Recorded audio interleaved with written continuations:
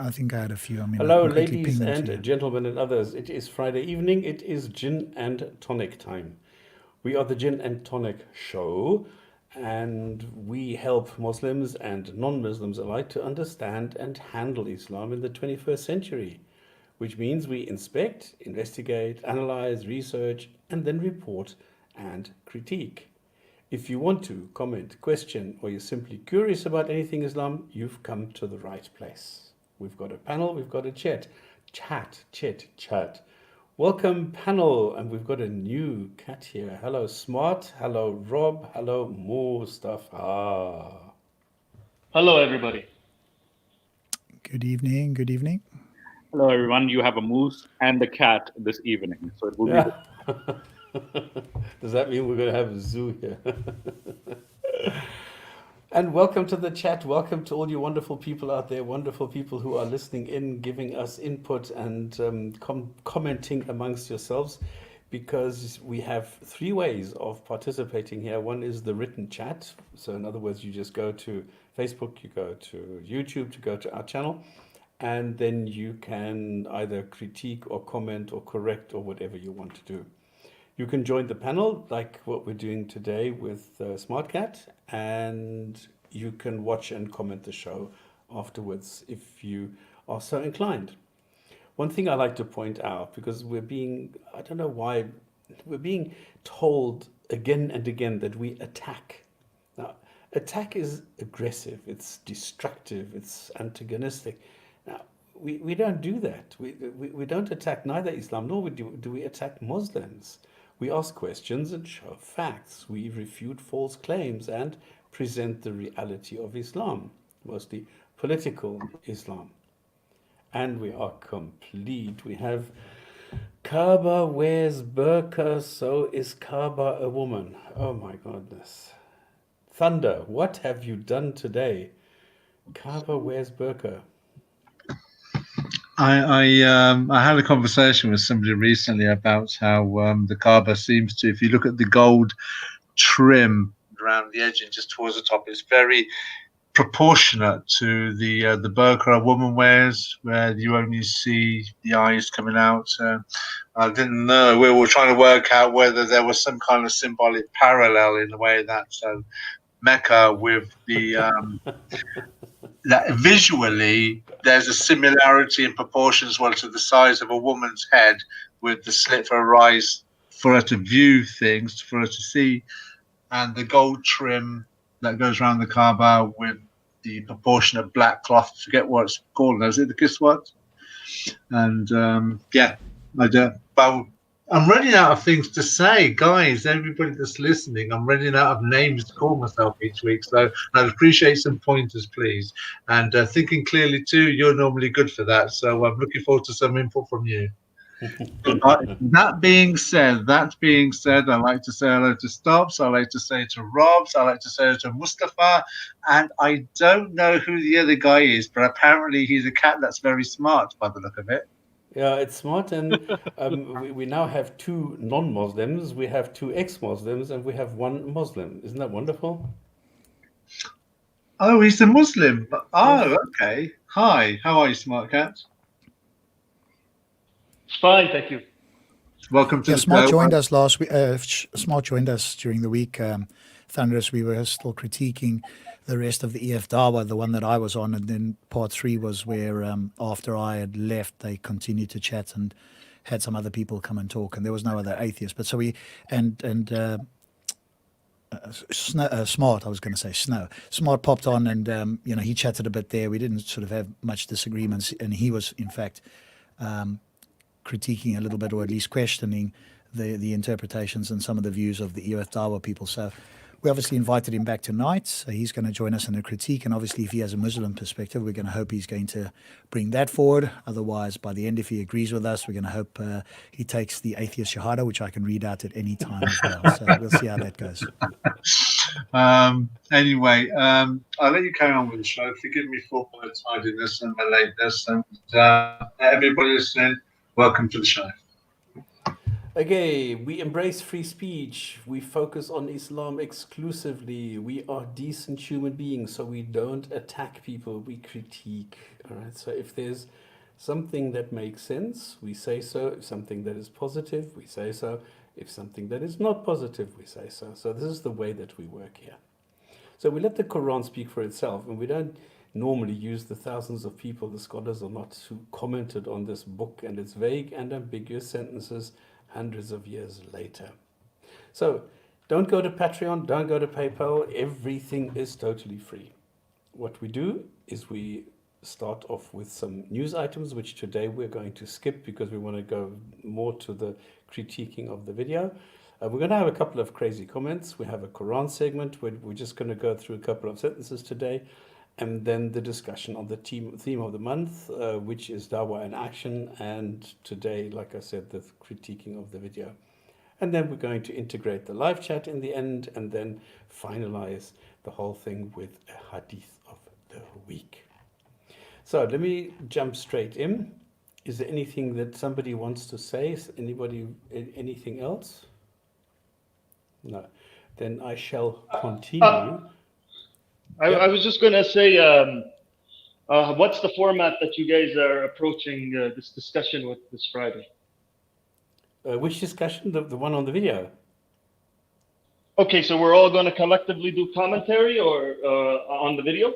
Is that what it is? Okay, I would have explained that later, but I can explain it now. What happens is that Rob is going to play a video, and then if anybody hears something that they would like to comment on, they just say stop, stop, stop, or if you're in the chat, you just type one enter, one enter, one enter to catch our attention. That means Rob will stop, and then we can comment on whatever catches our whatever we pick up.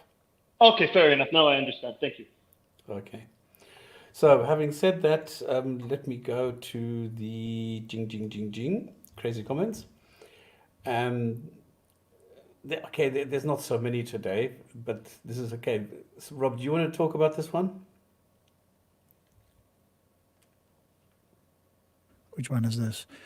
Oh, this is just Yusuf Ponders. Yeah, so he was the guy that we felt was most reasonable when I was on the EF Dawa channel, and so I was asking him about the Euthyphro dilemma, and so you can see my comment at the top. I said, what does most mean? Because he rejected that Allah is all merciful, so he suggested that he was most merciful. So I asked, what does most mean? The highest possible in any circumstance, right? And if we to conceive of a circumstance where greater mercy could be dealt, that would falsify the claim, would it not? Do you accept that God cannot be most merciful and most just simultaneously? And so he responded, I would say that it is for God to decide when he will stop being merciful and decide to be just, giving people what he deserves, giving people what he deserves. He can be most merciful and he can be and most just simultaneously. Certain circumstances require a particular amount of mercy measured against justice. Well, I think he sort of refutes himself in his own sort of claim there, right? Obviously, he didn't answer my question about what most means. So he decided to sort of split the difference and go down the middle. But the moment he stops being merciful and invokes justice, because he said it there, right? When he will stop being merciful and decide to be just. Exactly. That means that you can't have both. But then he says that he can be most merciful and most just simultaneously. So he's contradicting himself. Presumably he'll have to take one horn of that dilemma. At some point I'll hopefully remember to ask him about that. But certain circumstances require a particular amount of mercy measured against justice. So it's totally unclear. He's sort of contradicting himself twice in one paragraph there. But I'd want to chat to him more. I mean, we could talk more about it here, but that certainly doesn't make sense. You'd have to choose one or the other. Either he's most just, in which case you can't have most mercy, or he's most merciful and you can't have most just. And if you say you can have both, well, that's a contradiction. Because all we have to recognize is this scenario where he's trying to be both, and the moment he acts in one direction, he lets go of the other one. So it just would never work. So you've either got to take one or the other, but I don't think you can go with this sort of mishmash that he attempted to do. So it's not really a crazy comment, but it's more a case of, I just think he's mistaken on that quite within his own statement. So you asked and then I asked him, do you want to have a chat? chat about it? And he said, not at the moment. I've got a lot lot going on at the moment. It's giving all my attention. So I said, that's fine. When you've got time, let us know. Good luck with that. So we'll see whether he does or not. There's also a video, by the way, which I will post for people who are interested. As Stops and I said, he sort of got our attention as kind of the most reasonable guy. If you were watching the other night, we both mentioned that. I'm posting in the chat. I haven't watched this yet. Somebody sent it to me. I just haven't had a chance yet. This is his revert story, so we'll definitely have a look at that at some point and see what we can garner from that. But seems like a reasonable chap and somewhat charitable. I just think he's obviously profoundly mistaken about the conclusions he's come to, but I think he's somebody I could certainly have a fair amount of conversation with. So there we go. Well, his story is nothing special. It's the usual being lost, not knowing, and then finding some sort of support in Islam. I've seen that a lot of times, especially with people who have gone down the wrong track at some stage in their lives. This is what happened to me on a video, because it's quite amazing what people come up with when they are commenting Hamza videos. He seems to attract a certain, I don't know, clientele, and this is, as Mr. Zakir Naik say, when you learn a little, you become atheist. When you learn a lot, you become a Muslim. That's what Zakir Naik said. Oh, I should have done this in his accent, but I think that's a little bit demeaning, so I didn't. Shane Corning says, well, come get schooled. If Hamza can't break through the thick crust on your brain, yeah, then he can tag team me. I will try. Hey. Okay. I don't know what this means. Hello Thursday says, knock their brains out. Don't hold back. As we can see, obviously, there's a lot of brave people in comments, right? It's just, and I understand not everybody's cut out to have a live discussion, but then put your thing in writing. But if, as this Shane fellow says, then come call me. Well, we're calling you, Shane, so we're here. You're welcome to come and tag team, and you can give it a try over here, or you can come and do it on my channel, or we can do it somewhere else. If I don't mind getting, quote, schooled, which is obviously educating something that I either didn't know or I was mistaken about. I don't think anybody has a problem with that. But then if you're going to take that strong stance, then you better be able to deliver on it. Otherwise, you are going to look rather foolish. And I've just published the video where I respond to this schooling claim that he makes. It's quite funny. Okay, then the next one is Himura Kenshim. School them, may Allah bless you. And then I said, well, I would actually prefer honesty, evidence, and facts. And he says, yeah, I don't know. This is the comment. This is the reply I'm getting to I prefer honesty, evidence, and facts. I don't know what this is supposed to be. If he thinks or she thinks this is amazingly clever, I don't know. It's kind of like that child saying nya nya nya nya nya, or kind of like it is, eh? Yeah, it's very childish. Now, this is actually quite interesting, and I'm not sure about this. This is somebody who is making comments which are so over the top, which actually makes me a little bit suspicious that this is somebody just taking the mickey out of here, or out of us. Because I see comments by this only want to serve here as well, but it's actually quite clever. Okay, so obviously it's atheist, not explain Big Bang, abiogenics, monkey. So it's just falsified enough so that you know exactly what he or she is talking about. But it's made to look like it's incredibly stupid. But if you actually look at it, it is not. So I'm not 100% sure what to make of this person. If this is just coincidence and luck that it looks a little bit more sane than it sounds, or whether this is really somebody who's amazing simpleton and quite primitive. But it's quite talk, hide, jibber jabber, tongue riddle in quantum myth, fairy tales make worship big. I feel like this might just be a very strange troll. That's exactly the feeling that I'm getting, yes. Because I see a lot of, I mean, even here, he sometimes, or she sometimes appears in the comments here as well. And they're always like that. And this was particularly good during the refutation video that we made. So it was quite amazing. That's why I thought I'd bring it up here. Okay, and finally, this is something I found interesting because this is something I really didn't know. I knew that there are a lot of parallels in Zoroastrianism, especially the five Oh, prayers. really? But there's a lot of things here which are really, really similar. And like we always say, Islam is like a cocktail from Judaism, from Christianity, a little bit from Hinduism, a little bit from paganism, a little bit here from the Nabateans, a little bit from here and there. And here this is quite strong, and from the Yazidis as well. But I've never seen it like put next to each other like this. So maybe this is a little bit of a over emphasizing the parallels, but it's quite striking, I think. So Yeah, I think even Apostate Prophet did a video on this too, where he compares the text of the night journey in Sahih al-Bukhari with the Ardaviraf night journey. The only subtle difference is Muhammad picks the milk, Ardaviraf picks the wine. That's the only difference you see in the story. and the means of transport. And yeah, he does take what do you call it, a drug or something like that to reach the celestial beings. Yeah. Okay, I found that quite striking. I thought this was quite cute, so this is why I put this here. All right.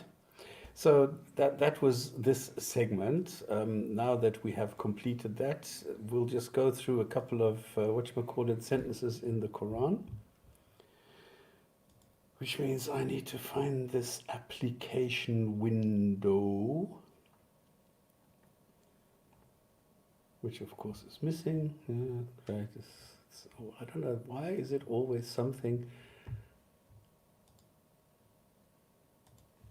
Let me put this in front. No, he sees it. Great. Stop. So while you're trying to pull out the passages from the Quran, I just had a thought pop in my mind. Similarities don't necessarily indicate a correlation between two separate traditions.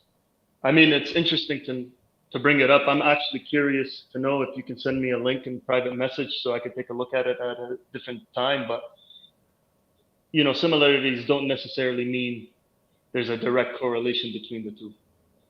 Okay, so how do you think the 5 prayers, which were not common in the area, in the region, appeared in Islam?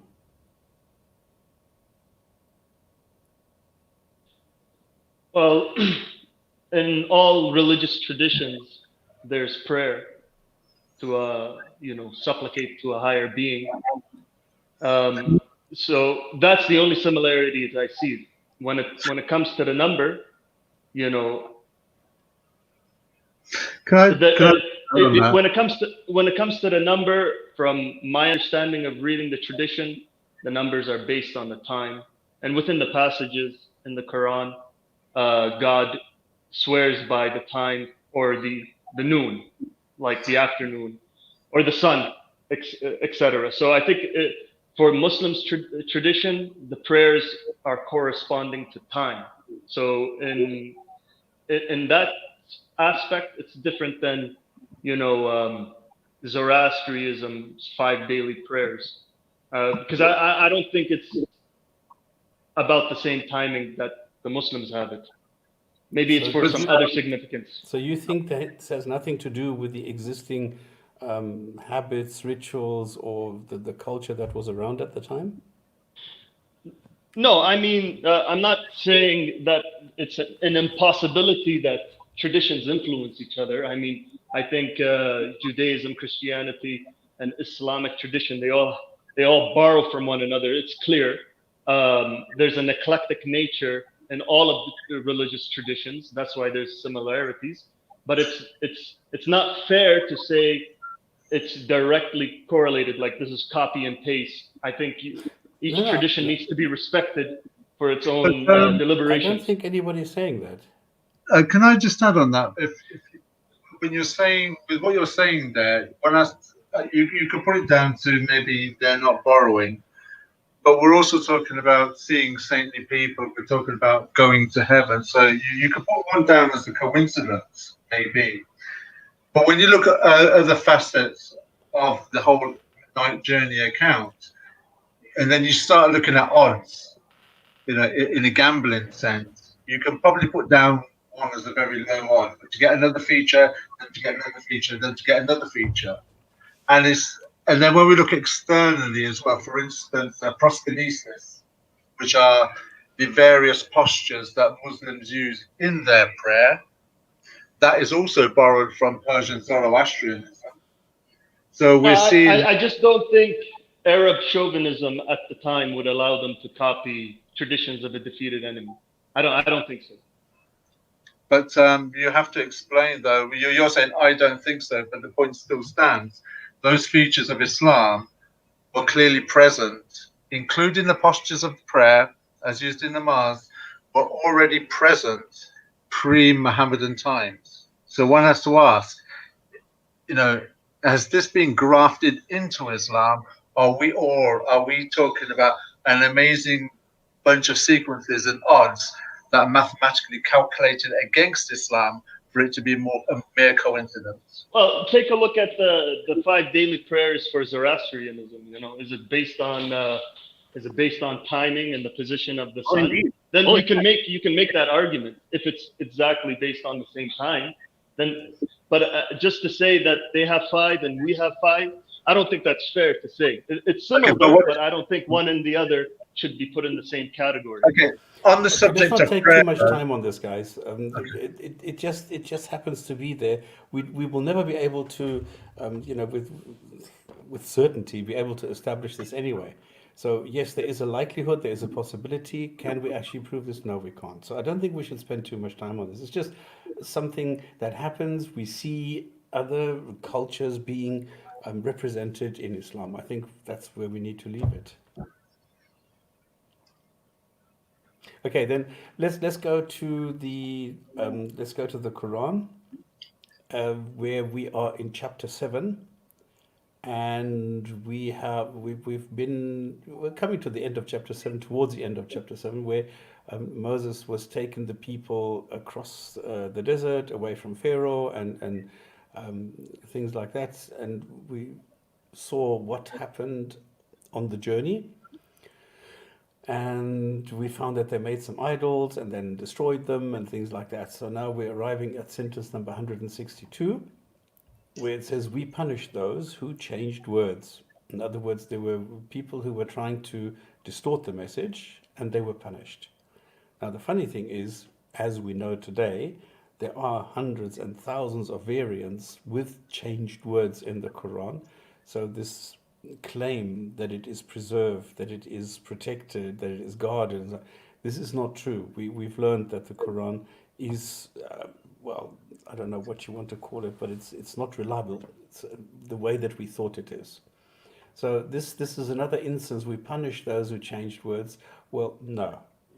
A lot of people changed words. We have the Hadith, we have the Sunnah, where they say what words. A lot of times words were changed. So I don't think there's anything that anybody can say about that. Then, now this was actually a weird sequence for me to do. By the way, for those people who don't know, what I do is I read the Quran and then I condense it. I take the essence of what I understand it to mean, to give it a modern understanding in as short a time as possible. So 163 says something about, ask them about the fish they caught when it was Sabbath. We tested them. Now this didn't make any sense when we read it in the Quran. Just on that, those spots, I think this is going to the next section here about the Sabbath and that. There's an interesting point that's going to come out, and I think all of it is in a certain context of the threat and the animosity towards the Jews. And because there's a point coming out later on about, I'll let you carry on, then I'll make my point. Sorry. Okay. Now, I didn't understand this. So I went and dug around a little bit to understand what the hell is going on here. And therefore, I went into some literature and I found a quote by Imam Jafar al-Sadiq, who stated that Allah ordered the Jews to leave the worldly matters on Friday, but they did not obey his orders. And instead of Friday, they sanctified Saturday. And due to this, Allah prohibited them to catch fish on Saturday. And according to another tradition, catching fish on Saturday is good and legitimate for them, but it was prohibited previously. So we have total confusion here, and all of them are wrong. Because Also, the way that I understand the Sabbath, it starts on Friday evening and goes all the way through Saturday evening. So it's not that it's one day, as it is the case with Muslims and Christians who have the Sunday, but in Judaism, it's like from Friday to Saturday. So I don't understand what the hell is going on here. Really, I don't know. And I think Mustafa has something to say about this too. oh yes, just for context as well, Imam Jafar as-Sadiq is the sixth Imam in the Shia 12er line. And basically, this is where it's based. The Shia Jafari sect, the 12er sect, is based off of his teaching specifically, and he's not the great great grandson of Muhammad, allegedly speaking, and he has been very influential in like the evolution of Islam as well as the other sects. Yeah, so I wanted to ask Stops, like which source did you get this quote from Imam Jafar? I dug around a lot. I don't remember where I found I'm wondering if this is from Al-Anwar or is it from Al-Kafi? Because these are the two authentic, again, supposedly authentic sources of hadith of Imam Jafar.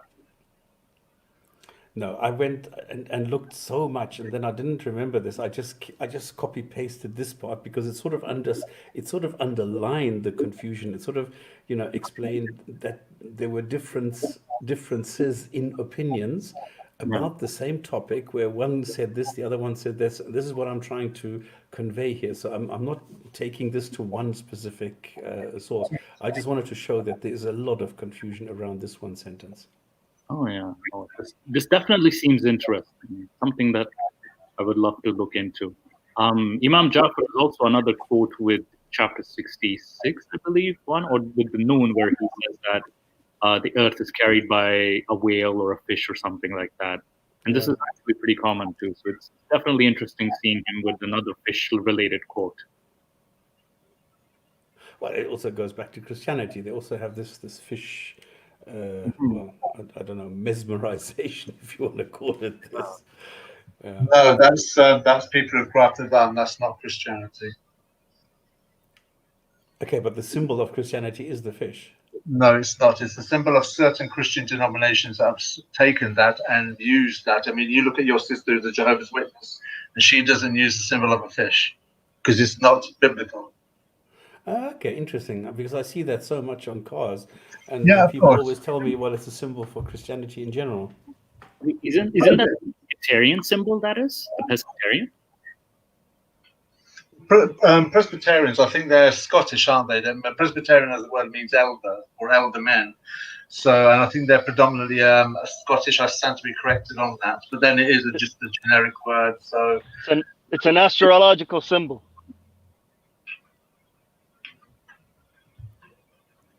Okay, say again. I didn't. Smart. I didn't hear you. It's an astrological symbol. Astrology. Okay. Yeah. Well, that as well. Okay. So when there's nothing there, so there's a lot of confusion here. I think we just need to leave it at that. Then 164 says why. We tested them, and then it carries on why if Allah will destroy them anyway. And it's a valid question. And 65 says so we punish the evil and save the others. The defiant ones we turned into apes. So this is being taken out of context by a lot of people. So turning into apes refers to those Jews who violated the Sabbath, whereas a lot of critics of Islam are saying, you see, the ones that Allah doesn't like, He turns into apes. That is not the case. So here we need to step in and say, whoa, you're saying something wrong. That is not what the Quran refers to. I have spoken to Muslims in the past, and I had quite an argument with one about 10, 15 years ago on this, because when you look at the verse, it actually says that, where is it? It says there, be ye ape. That's it, in verse 66. Be you apes. And the majority of the Muslims I've spoken to have taken that as literal, that God actually did turn them into apes, because when you look at it, the fish on the Sabbath were poking their heads out the water as if to say, come and get us, come and get us. And they weren't supposed to go get them. Whereas the fish normally, on any other day that wasn't the Sabbath, well, it kind of implies that the fishermen couldn't go and get the fish. But on the Sabbath, there was a bit of a taunt. So they went and got the fish on the Sabbath, which in Judea's tradition, they couldn't go out and work on that day. So God says to them, be ye apes. And the interesting thing is, the whole point of it being literal and not figurative is because when Allah speaks, he goes, be, and it is. So whatever Allah says, it becomes. Like Allah says, be the universe, or Adam, let it be, or some whatever, however he phrases it, it means it literally comes into creation. So in this context, when Allah says, be ye apes, he is basically saying those Jews literally formed into apes at that moment. Okay, so when a Muslim sees a monkey, does he say that's a Jew? No, you did not. You're not listening to me. Monkeys existed before Jews ever came into existence. That's a certainty, right? What I'm saying is, at this moment in time, because the Jews were disobedient to the Sabbath, okay, they went and caught those fish. Allah, as allegedly, was offended by that, and he told those Jews to become apes, and they became apes. And I think there's also a hadith about one monkey stoning another monkey for committing adultery. So I wouldn't go too far down the road of mocking this whole situation, because the hadith don't present Allah and apes in a good light. Okay. Didn't All right, Rob is right. Nebuchadnezzar? Let's speed this up. Otherwise, we're going to spend too much time on this. I just wanted to point out that we cannot take this as a quote mine which says all Jews are being turned into apes, so we can't say that. No, can also just add that when at the point of verse 63 at the start, it says that ask them concerning the town standing by close to the sea. Well, what town and what sea? You see, this is yet again another account in the Quran where Allah, the all-knowing, the all-wise, who explained the Quran in great detail, is giving no information on this little account about who the people were, where they were, or what the sea was. So you have to ask the question, why is that the case? Has Muhammad heard something and grafted it in without knowing the details? Or has he just invented this and did not want to give the locations of the people in the town or the sea, because in case it could be verified and that verification exposes him? And 67 isn't that a says, stretch? This is chapter. Sorry, Smart? I mean, isn't that a reach? I can't see that. I can't see that. Okay, do you see a town name? Do you see a region? Do you see any kind of information? Yeah, I see that it's absent. Exactly, it's not there. So it's very vague. So it doesn't give us any kind of handle of when and where and how this happened. This is just a sentence that appears here for no real reason. Okay, but 67 says they will all be sent to hell. I don't know if the Jews that were turned into apes will be sent to hell, so that in hell you don't only have people and you have the bad jinn, I don't know, made from fire in hell doesn't really make sense, but whatever. And whether now the apes are being sent to hell, this I don't know. I think What the Quran literally says. They will be sent to hell by the forgiving and merciful Lord. This is why I put there, sick. This is really what the Quran says, that they will be sent to hell by the merciful Lord, which is a violent, a blatant contradiction. So I think what Muhammad's doing up here, he's setting himself up again that about the gratitude, about following him and Allah, and if you don't, it's a veiled threat yet again. This pattern of veiled threat that if you're obedient or disobedient, the consequences are either or either. Yeah, but if you read it with a rational mind, it doesn't make sense, does it?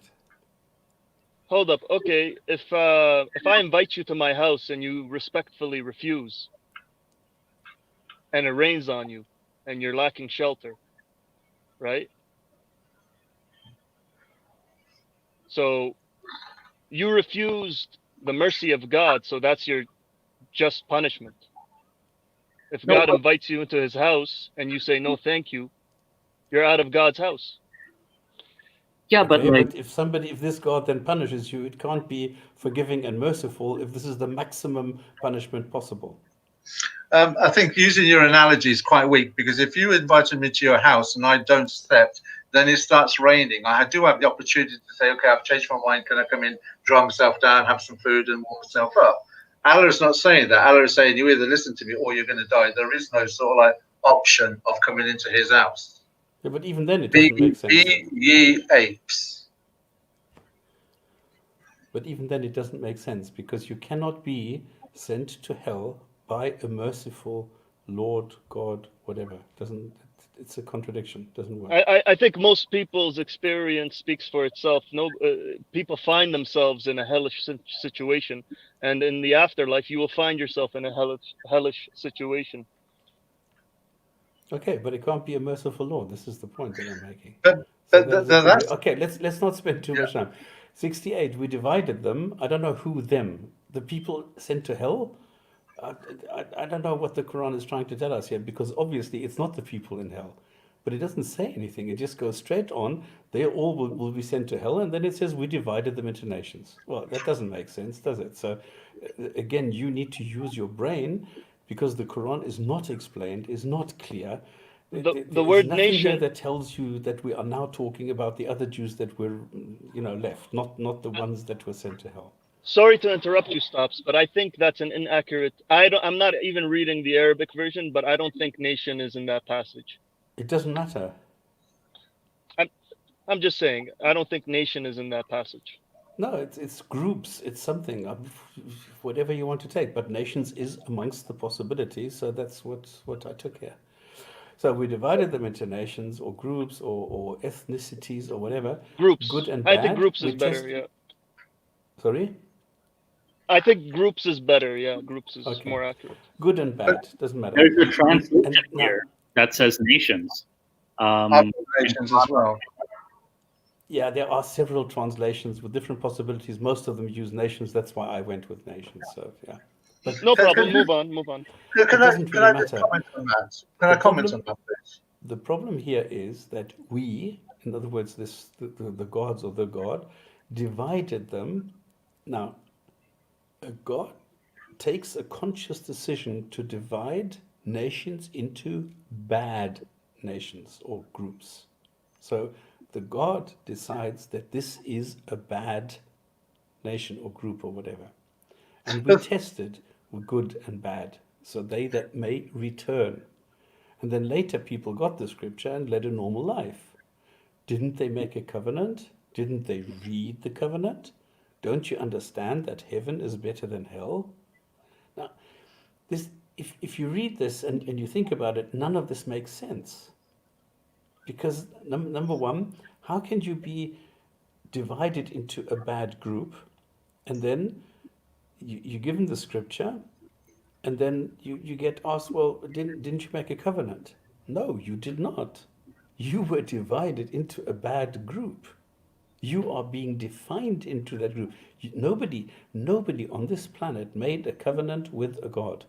A covenant is a contract.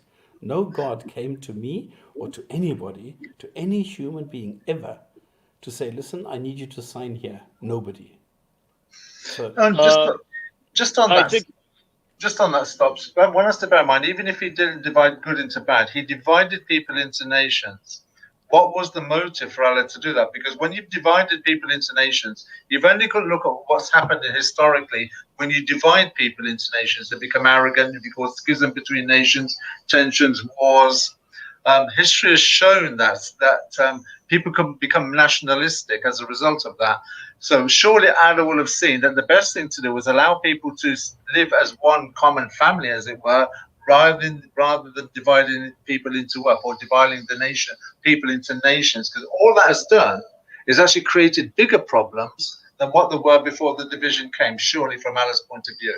Because all you'll have done is you've put some into lands where there would have where the mineral deposits would have made them more affluent, and he put some in locations where there are no mineral deposits, therefore they couldn't advance as a society, and therefore at latter times the affluent have come and imposed and oppressed the impoverished. Do we not see where Allah's decision of dividing nations has not been good for society or humanity historically then? Yes. Uh, Yes. And you I don't would just like to understand that push heaven back is on better that. than hell necessarily anyway. So, this whole thing is not really very convincing. So, yeah. I mean, history is on my side when I say that secularism helped nationalism rise No, I don't around the want to go world. down there at all. Definitely not. So 170, those praying and following scripture will be rewarded. So we're going back to the same sort of routine. Either you get heaven or you get hell. We threaten to crush them with a mountain. That's what it says. I didn't write this. It doesn't make sense at all, but this is what it says there. And there's an interesting one. Nobody can say they did not know a God existed. And this is referring, according to the commentary at least, to the Fitra. So this event has also been interpreted by some commentators in a purely allegorical sense. So some say, no, this has nothing to do with the Fitra. They are of the opinion that the purpose of the Quran is merely to emphasize that the acceptance of God's lordship is innate in human nature. So there are difference in opinions here as well. Some say, yes, it's the Fitra, which is everybody knows that there's a God, and other people say, no, this is just to emphasize that the acceptance can be found inside a human being if this is activated or not. So there are difference in opinions here as well. So if a Muslim comes to you and says, look, it's in 170, in chapter 7, in sentence 172, you can tell them, no, there are difference in opinions here as well. Then 173, don't just point at ancestors. I don't know what that is supposed to mean. We explain the revelation to help you. No, you don't. You don't explain anything. We just read this. This is totally confusing. It doesn't make any sense. We found last week, we found a sentence that stops halfway in the mid-sentence. It just says, and the people who did, and then it stops. How is that an explanation? It's not. It's not explained. It is more confusing than anything else. And then it says, tell them about a guy who received our proofs. I don't know what the proofs are. Disregarded them and was taken in by the devil and strayed. Well, I mean, he was created by this God who knew in advance he was going to do this. So why create him? But if you look at that ayah, I looked at it earlier, once I relate to them the story of the man to whom we sent our signs, but he passed by them, so Satan followed him up and he went astray. Is that it? That's the whole story. What man? What story? Where's the account that we can refer to that Muhammad's trying to point out here? So we can look at the account and say, this is a man, this is where he was, then this is the story. So what's the story? We've got nothing here. Yeah, It's yet again another example where Muhammad must have heard something, a story, a popular story at the time, and then he's trying to graft that story into the Quran by saying, relate to them the story of the man who blah, blah, blah, blah, thinking that everybody would have known what the story was referring to. But we come here, 2020, looking at that from a book that was in heaven, made for all time, uncreated or created. The Muslims can't even decide on that. Relate to them the story. How is this beneficial to me now? Okay. And I think it's just the setup. It's just the introduction to what comes in 176, which is his choice. That's all it is. His choice. It's your fault. You choose whether or not you go astray or not, whether or not you disregard. This is what I think this 175 is doing. It's just setting it up for these two words. It's his choice. Like a dog that pants whether you pet or scold him, which is also wrong. Because everybody knows that a dog, if it's done something wrong, can show you a guilty conscience. Yeah. So this is totally wrong. Bad boy, bad soul. Okay, it doesn't say that in the Quran, but that's how I understand it.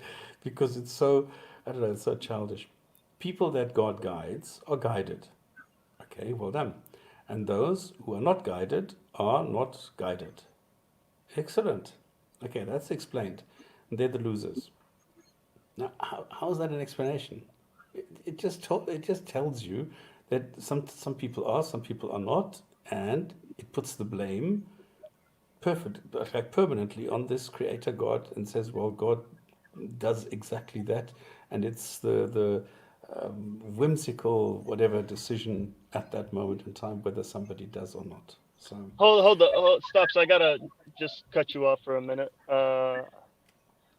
If you know that something is bad and you gave advice to somebody, don't do this, and you explained it to them and they did it, you still have to move on with your life, yes or no? no, that analogy is completely false because I explained it right in the beginning. If this creator God creates a person in knowing in advance what that person is going to be doing and then goes ahead and creates that person anyway, that creator God is either incompetent or a monster.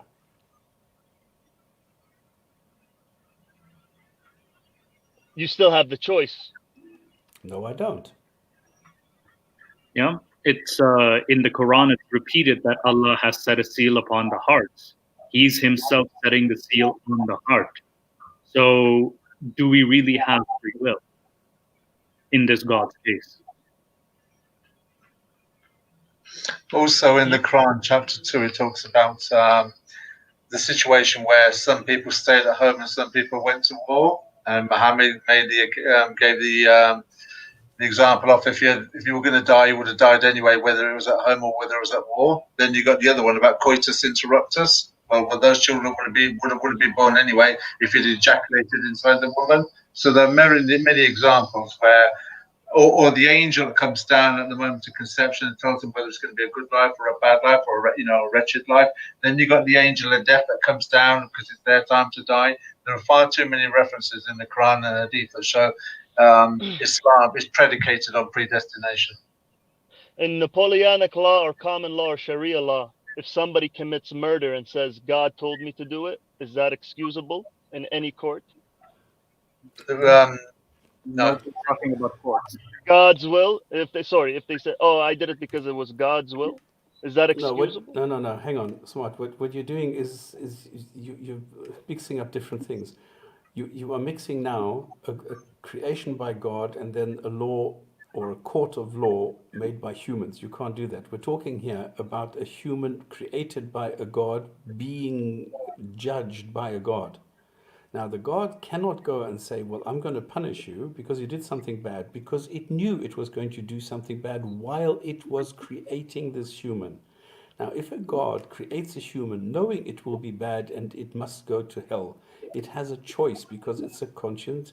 It has a conscience, and it has a sentient being. And as a sentient being, this creator God can decide whether or not it wants to create that person. If it takes the decision that it will create this person, knowing in advance it will have to punish this person, it's either incompetent or a monster. You can't get around that. Okay, the crime of a person's actions cannot be conflated with the judgment of an individual soul. I give you that 100%. I recognize that. But I was just drawing a small similarity to the idea that I was trying to say, Yeah, that I whether understand. whether you're in the court of mankind or court of the creator, there's some defenses that are inexcusable because the element of free choice in your actions is self-evident. No, you don't have this. That doesn't reconcile with the examples that we've cited so far from the Quran and Well, Hadith. okay, fair enough. I don't wanna speak for God because I personally think that's blasphemy. But if we're to explore the idea, we have to be a little liberal for my sake and your sake, so we can travel down this rabbit hole a little bit. True, If but you guys, as a Muslim, you're saying that you can't speak for God because it's blasphemy. But as a Muslim, you are supposed to be speaking for God, making a defense for God, and that's supposed to be what you did. well, Making a no, defense for God isn't we're blasphemy. talking about the nature of God, so I'm trying to be very careful because I don't want to misspeak anything. It has nothing to do with being shy or timid in this No. Smart. This language. is But if God you guys telling permit it. me, just a minute to set up a few points. If you permit me to set up a few points, I won't take up too much of your time. It's the judgment of a person's soul, like you guys said. is in a conundrum between salvation and damnation if God knows the outcome. But if God gives you the ability to choose just because he knows the outcome, doesn't turn it into a kangaroo court. It does. That's exactly the Um, case. but then how can that be reconciled when you got a hadith that says whether he has a good life or a bad life, or when the angel of death comes down, that's when people are going to die, or whether he's going to be or wasn't going to be born, or whether you were or weren't going to die. All those things are predicated on not free will. They're predicated on predestination. Because, Okay, for example, okay, well, we're Thunder, going. let's not go, because this is going to be an endless discussion now, because it's going into free will, which takes up a hell of a long time. Okay, And we've sorry. been down there, but okay, now we have a panel member who has not done this with us, and so we would have to start from scratch again, which we're not going to do now. So I suggest if we want to do that, Not been on before. we just move The that to a smoke had not different been on show. before. The smoke had not been on before, because he sounds like he has been on before. I'm sure we've spoken to him last year or the year before. Oh yeah, I've been on the show in the past. Yeah. Yeah, but not on the free will. Yeah, I don't come on the panel all the time. Once in a while, maybe once a year, I come on. Guys, just a Okay. reminder, we've got a video to critique and we're going to finish at 12 o'clock at this rate. Last I don't mind, sentence. but we just got to be clear on that. Last sentence. We've sent many jinn and humans to hell, deaf, dumb, and blind, and we're worse than animals. Thank you very much, dear God, for telling me that, for creating me as something that is worse than an animal. Thank you very much. Okay, that's basically it. We've done the Quran, and now we are going to do the video that we are critiquing, and Rob is going to lead us into that. He set it up, and I haven't been able to keep an eye on the chats. Has Ray said anything so far?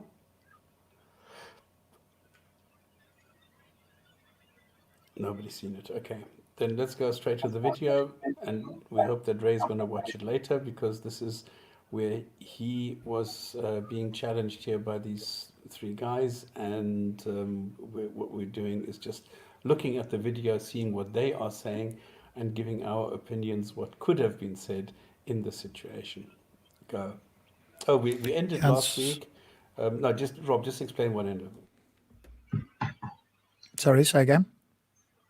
Can you just explain to people who did not see part one, just a quick summary where we ended, that you were on there and then what happened? No, this one isn't. I wasn't on there. This is Ray Oh, sorry. who was on. That we took a halfway point. I'm mixing up different things now. Oh, brilliant. Okay, I'm embarrassed. All right, can you just summarize what happened that went through this and we decided to stop halfway because it was getting too late? Yep, well, that's a good summary. So this guy, Ray's an ex-Muslim. He decided he'd leave Islam because he didn't have any good reasons to believe it. He went on to EF Dawa to talk to these guys, and it became clear that he hadn't studied Islam or tested or whatever the case was. And at the very beginning, he asked, what is the criteria by which I can test Islam?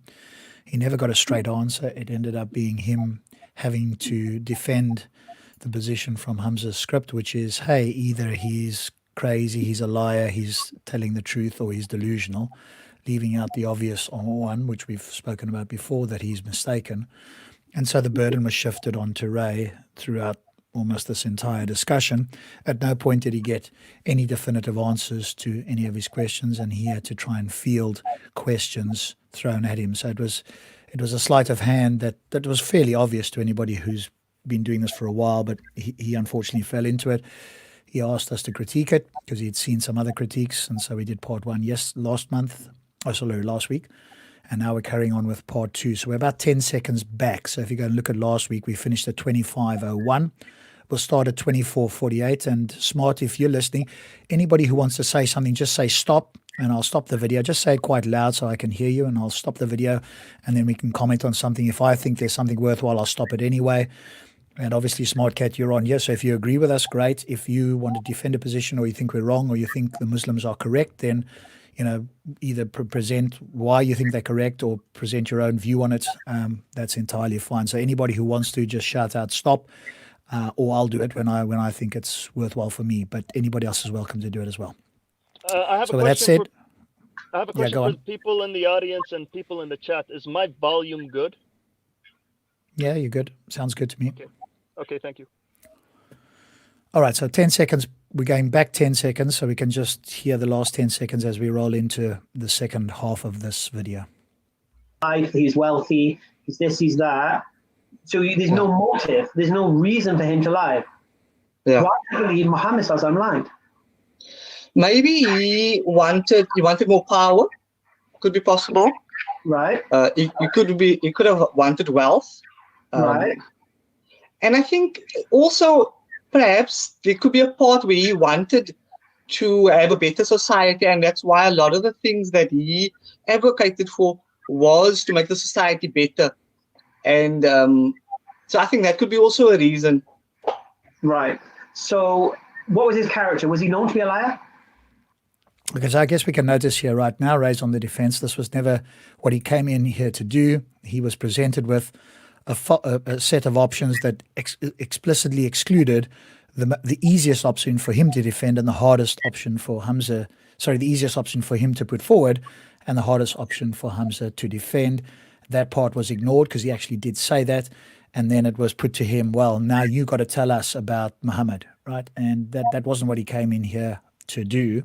But it's got turned around him. And you'll see now, unfortunately, when you get caught in this trap, and kind of quite a section of this video coming up now is him trying to speculate on this, and Hamza thinking that he's got all the answers to nullify any of the critique that Ray has got. And that's unfortunately. So it's a good lesson not to go down this route yourself unless you specifically come and you say, hey, I think Muhammad's a liar and here's all my reasons. But if it gets turned around on you like this with these options, and you don't, if I was doing this, it would certainly have been, hey, I just think that he's mistaken. And that's the easiest option to defend. So unfortunately, we're going to hear a lot of Ray trying to defend a position that he didn't actually come in to do, but was kind of corralled into accepting in a way. And that's where we're at the moment. So I don't know, but so from what I've read, is some people said that he lied and some people said that he was truthful. So I can't say definitively. Okay, who said he lied? And maybe Stops, you can come in here, or anybody else that knows the Quran or the Hadith, most probably, about who said he was a liar and who said he was truthful, or the speculation from the text as to who said what. But again, you can see what happens. All that's going to happen now is Hamza's going to go to him, show me the evidence. And all he's going to do is sort of give his speculation or his opinion. And obviously this, isn't going to go particularly far for him if he's speculating, unless he brought out a book or said something about it. I don't know, but I have read before. So are you saying that there wasn't people in his vicinity that said he was lying and that he made up the books? Listen, Ray, it's your claim. And you've already told us from the very beginning in this whole conversation, you need good reason to believe things. So Yeah. you said you believe he lied. Okay, but if somebody comes to me and they say, hey, Rob, I need good reasons to be an atheist, for example, I will say, okay, what are you, et cetera, et cetera. I just want to understand your God. Let me give you reasons why I think your God doesn't exist or is immoral or whatever the case may be. And I present that. What I wouldn't do is say to the person who's come to me asking for good reasons, well, you give me the reasons you don't believe. They didn't come there doing that. They came to ask me what are good reasons, or at least what I think are good reasons. And that's what he came with, and he's never been given that. All he's been asked to do is give his reasons why he doesn't believe. That's not the same as asking somebody else for the reasons that they believe, or quote good reasons. And now go on. There's quite a few places in the literature where Muhammad is being accused of lying. So this is a little bit of a tongue-in-cheek, because if this would be me, I would point him to literature where a lot of people, this is the reason why he was supposed to get killed in Mecca. And this is why they chucked him out. So one or two references, Stops, for people who are listening. that even if you don't have it now, maybe you tell me to stop just now and you can read the references out, because otherwise the skeptical Muslim. It's all in the Sirah, in the Guillaume translation of the biography. It's laid out. You have a couple of hadith, which I won't be able to find now at the spur of a moment, where it says that he was supposed to be killed because he was a liar. He was interfering with their business, and he was told that he is lying about this one God because, come on, he was destroying their livelihood. So they were saying, listen, we don't want you doing that, and what you are telling us is not true anyway. And because he couldn't prove anything. But the tactic being employed here is what is so terrible, because Hamza can get caught out, but he's just speculating now on the ignorance of Ray, who has not read this, who said right from the beginning, look, I'm not a scholar, I'm not somebody who's deep into Islam, I don't know all the sources, I have not looked into every single detail. This is just something that I have read. Now to go and try and pinpoint somebody, where did you read this? What line, what sentence, what page, in what book? That is a bit stupid, because we're in a discussion here. We're not in a formal debate, or we're not in a written conversation or something.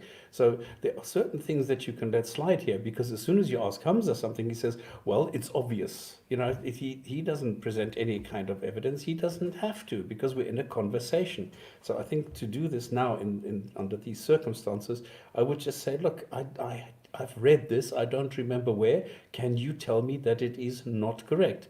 I mean, I wouldn't even go there in the first place. Don't make claims that you can't back up immediately. But if you do, then you can always say, look, is it not the case? Am I mistaken? I'm well able to take your criticism and say, okay, I am mistaken, then show me that I'm wrong. Yeah, and I think the other thing is, if you're trying to, bring Ray to your point of view, then you could, but that's what, as you pointed out, that's exactly what Hamza did. Hey, you're making the claim, I'm not going to say anything. But in fact, if you want Ray to be sympathetic to you, you'd say, hey, Ray, yes, I have heard it. Here's the couple of people that I've heard of, but here's why I think that they are unconvincing. Right? So you acknowledge it. You even point them out, because that tells Ray that you've read about them for whatever the reasons, and then you present the reasons why you think they are not. Those particular people aren't to be trusted, or their testimony is weak, or whatever the case is.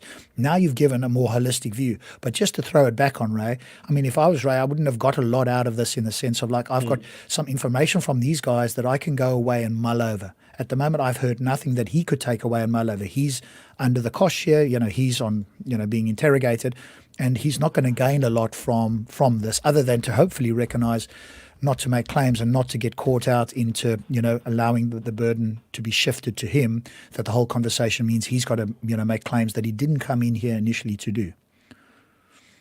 We need to remember we just need to remember the instances where even rocks were thrown at him in Taif.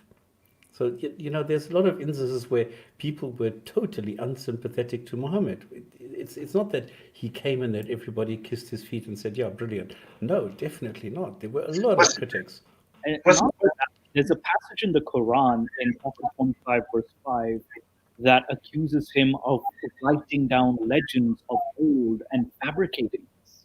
Yeah, he's the storyteller. He was also declared as a madman. He was slightly insane, that possessed a wit. There was also the account of you have, what was it, the one we keep discussing every now and again, stops. He's all ears, good ears he has. That's what Allah says about him. I have a question for you guys. Why do you use these points of narrations as evidence that he's a liar or untrustworthy, when I could easily say, well, no, look at his opposition. They participate in smear campaigns. It can go either way. Yeah, I think the main thing, though, Smart, is to recognize what's going on in the video, right? So the Ray's been forced to speculate here. And I think you would agree that there were people who thought Muhammad was a liar, if you've read anything, right? And he's saying, hey, I don't know who they are, but I think that it's the case. Hamza, are you saying that that's not the case? And instead of acknowledging that there were people, but they're unreliable, or they shouldn't be trusted, or there's so many other people that said he was wonderful, or whatever else you could say, Hamza isn't doing that. And so I guess what we're pointing out here is that I think it's quite clear that there were people who believed that. But as a Muslim, that's not devastating to your case. but you should acknowledge it if you're intellectually honest, especially if you want to attract somebody like Ray to your side of the fence. Acknowledge that and don't have him on the defensive the whole time, because he's not going to learn anything, and he's going to see you potentially as just somebody that wants to fight against him all the time, and that's very unlikely to turn somebody, to your side of the fence if that's what you want to do. So I think that's the context in which we are saying this. I mean, it's not that we're going to come out and say that, we can make that argument, but it's not necessarily a strong one potentially, certainly not convincing to other Muslims, I'm guessing. Was that directed at me or just in general? Yeah. No, to yourself, because you're asking why are we bringing this up. It's in relation to this point that's being discussed between them. 100%. I understand it's between those two gentlemen, but I find it interesting if we're looking at the argument objectively, we should also mention the other side. Yeah, he's accused of being a sorcerer and a poet and a fabricator, but the other side of the argument is, look, the opposition of Muhammad engages in smear campaigns and personality assassination as well. I can use the exact same points of evidence for my argument. Yeah, that the opposition let's say. Yeah. Okay, well, let's say that you're right. Let's be charitable, and you're entirely right. How is that helpful to the case for Muhammad? Everybody else around Muhammad, or at least the people that you're saying, the opposition, could have been the most evil people in the world. That doesn't make Muhammad a prophet and doesn't mean what he said is true, does it? So pointing out that other people were bad people or they engaged in similar or worse tactics isn't an argument for the veracity of Muhammad, is it? You're just pointing out that other people are bad. And if I accepted that without even challenging you, it wouldn't affect the argument against Muhammad himself, would it? Yeah, it wouldn't affect it either or. What could be said is that the opposition, participated in mudslinging. That's the most I could say for the defense of Muhammad. But what I was just trying to say is that you can't just take one side of the argument, because I can use the same points that you're bringing up and say, wait a minute. The opposition is engaging in character assassination. And I could be using the same points of contention that you're bringing up. I'm just trying to say, and you know what? The opposition doesn't need to be the evilest people on creation. They just need to be people. Just don't help at the moment, because the point being discussed here is he says, yes, somebody called him a liar. So by now saying, well, there were also instances where he told the truth, doesn't help, because it's about whether or not Muhammad lied. Well, what's more surprising? A liar being able to bamboozle everybody and found out to be a liar, or a person, is upsetting the power structure, and we could see it. It doesn't matter. Smart, come on. It doesn't matter. It's not the bone of contention here was Muhammad lying? Was he able to lie? Did he lie? That's the only question. That you also told the truth is irrelevant. How do you prove that somebody is lying? You need evidence of the contrary. Somebody told people that he was lying. That's the only point. Just on that point, can I add? Then that'll be it for me. But you're asking a question about whether he was a liar and other people in their opposition to him saying this, that, and the other. But from my point of view, as an ex-Muslim, I don't take it just like that, though, whether other people have this criticism against him. I'm looking at other patterns of his life as well. I'm thinking, okay, then he's got his critics about him, whether he's a liar or not. Let's look at what other things he did in his life to see whether they were right about him or whether he was right before God or not. Okay, I just want to I want you guys to at least acknowledge that Muhammad, regardless of his historicity in the traditions, you can at least discern that he was an individual that had his agenda and his interests and his goals, and he wanted them to be met. And the opposition also had an interest in preserving their status quo, because that's the tradition. It says one is on the outside and one is in the inner circle. So the most that can be said is that we have two competing factions that have agendas that want to be. Again, what is the point? Yes, we can say yes. There were also good things, but this is not the point that we're talking about. It doesn't make sense to bring that up. If we are critiquing something, it doesn't make sense that somebody also said something good. This is not the point. The question is, did he say something bad? Did he lie? Yes or no? That's the whole point. And also on that point, can I just add, you're saying about two competing arguments, one on the outside and one on the inside. That's not the case. This is a guy making a claim to be somebody, representing somebody, and whether his character and his history, or his historicity, as you put it, matches the characteristics that we'd expect from a man that's making that claim. That's the point, and that was the argument going back to Muhammad's day. Does this man fit the claim he's trying to make about himself? I think the main thing, though, is smart is that Hamza could have said what you said. At least that would have been some sort of discussion there, right? You could have said something and said, hey, I acknowledge there were people that said he was a liar or this, that, and the other thing. But hey, they probably had an agenda. Here's my take on it, whatever the case is. At least you would have put forward, you would have acknowledged to Ray that in fact there were people, instead of just batting it back to him as if everything's on him. Because remember, if the idea is to bring Ray to Islam, then the approach he's taking here, I think, is a very poor one. Acknowledge these things. I actually agree with you, Rob. I think if he at least said, well, let's look at Muhammad the person, because this individual doesn't believe Muhammad is a prophet. So if I was doing da'wah, I would say, let's look at Muhammad the person. So I agree with you on that point, 100%. Okay, cool. Let's carry on then. Why believe he lied? I think so. Like I said, it's because I think he wanted power, he wanted status, he also wanted a better society, and the lies that he spread was part and parcel to also make a better society, and we did do a lot of that as well. But I think the main reason why I think he lied is that I don't think that the reasons he gave was a good reason that a creator exists. Okay, so let's just stop it there. I think that's not sufficient, though, to claim that he lied. And that's why I say to Ray, and hopefully he does watch this back, don't make the claim about him being a liar unless it's not just good reasons, but you can show some evidence that that he knew that he was saying something false intentionally. And that extra claim is a very difficult one for you to, at least more difficult than saying he was mistaken. And again, my fellow panelists can point to things where they can potentially go, okay, here's evidence that seems to show that he was a liar. That's fine. If you've got that, great. But if you don't have that, what you've just said now isn't enough to convict him of, quote, lying. At best, you can convict him of being mistaken, wrong, whatever the case is. Yeah, and what I would add, And I think it's more what I would add to that is, there's a lot of what people tend to ignore is Muhammad's conveniently verses. Some verses are conveniently timed and they're addressed to his personal life, which is, in regards to his marriage with Zainab bint Jahash. And why would you need a creator of the universe? Why would you need a verse for that, for marrying somebody? Or for, justifying a marriage?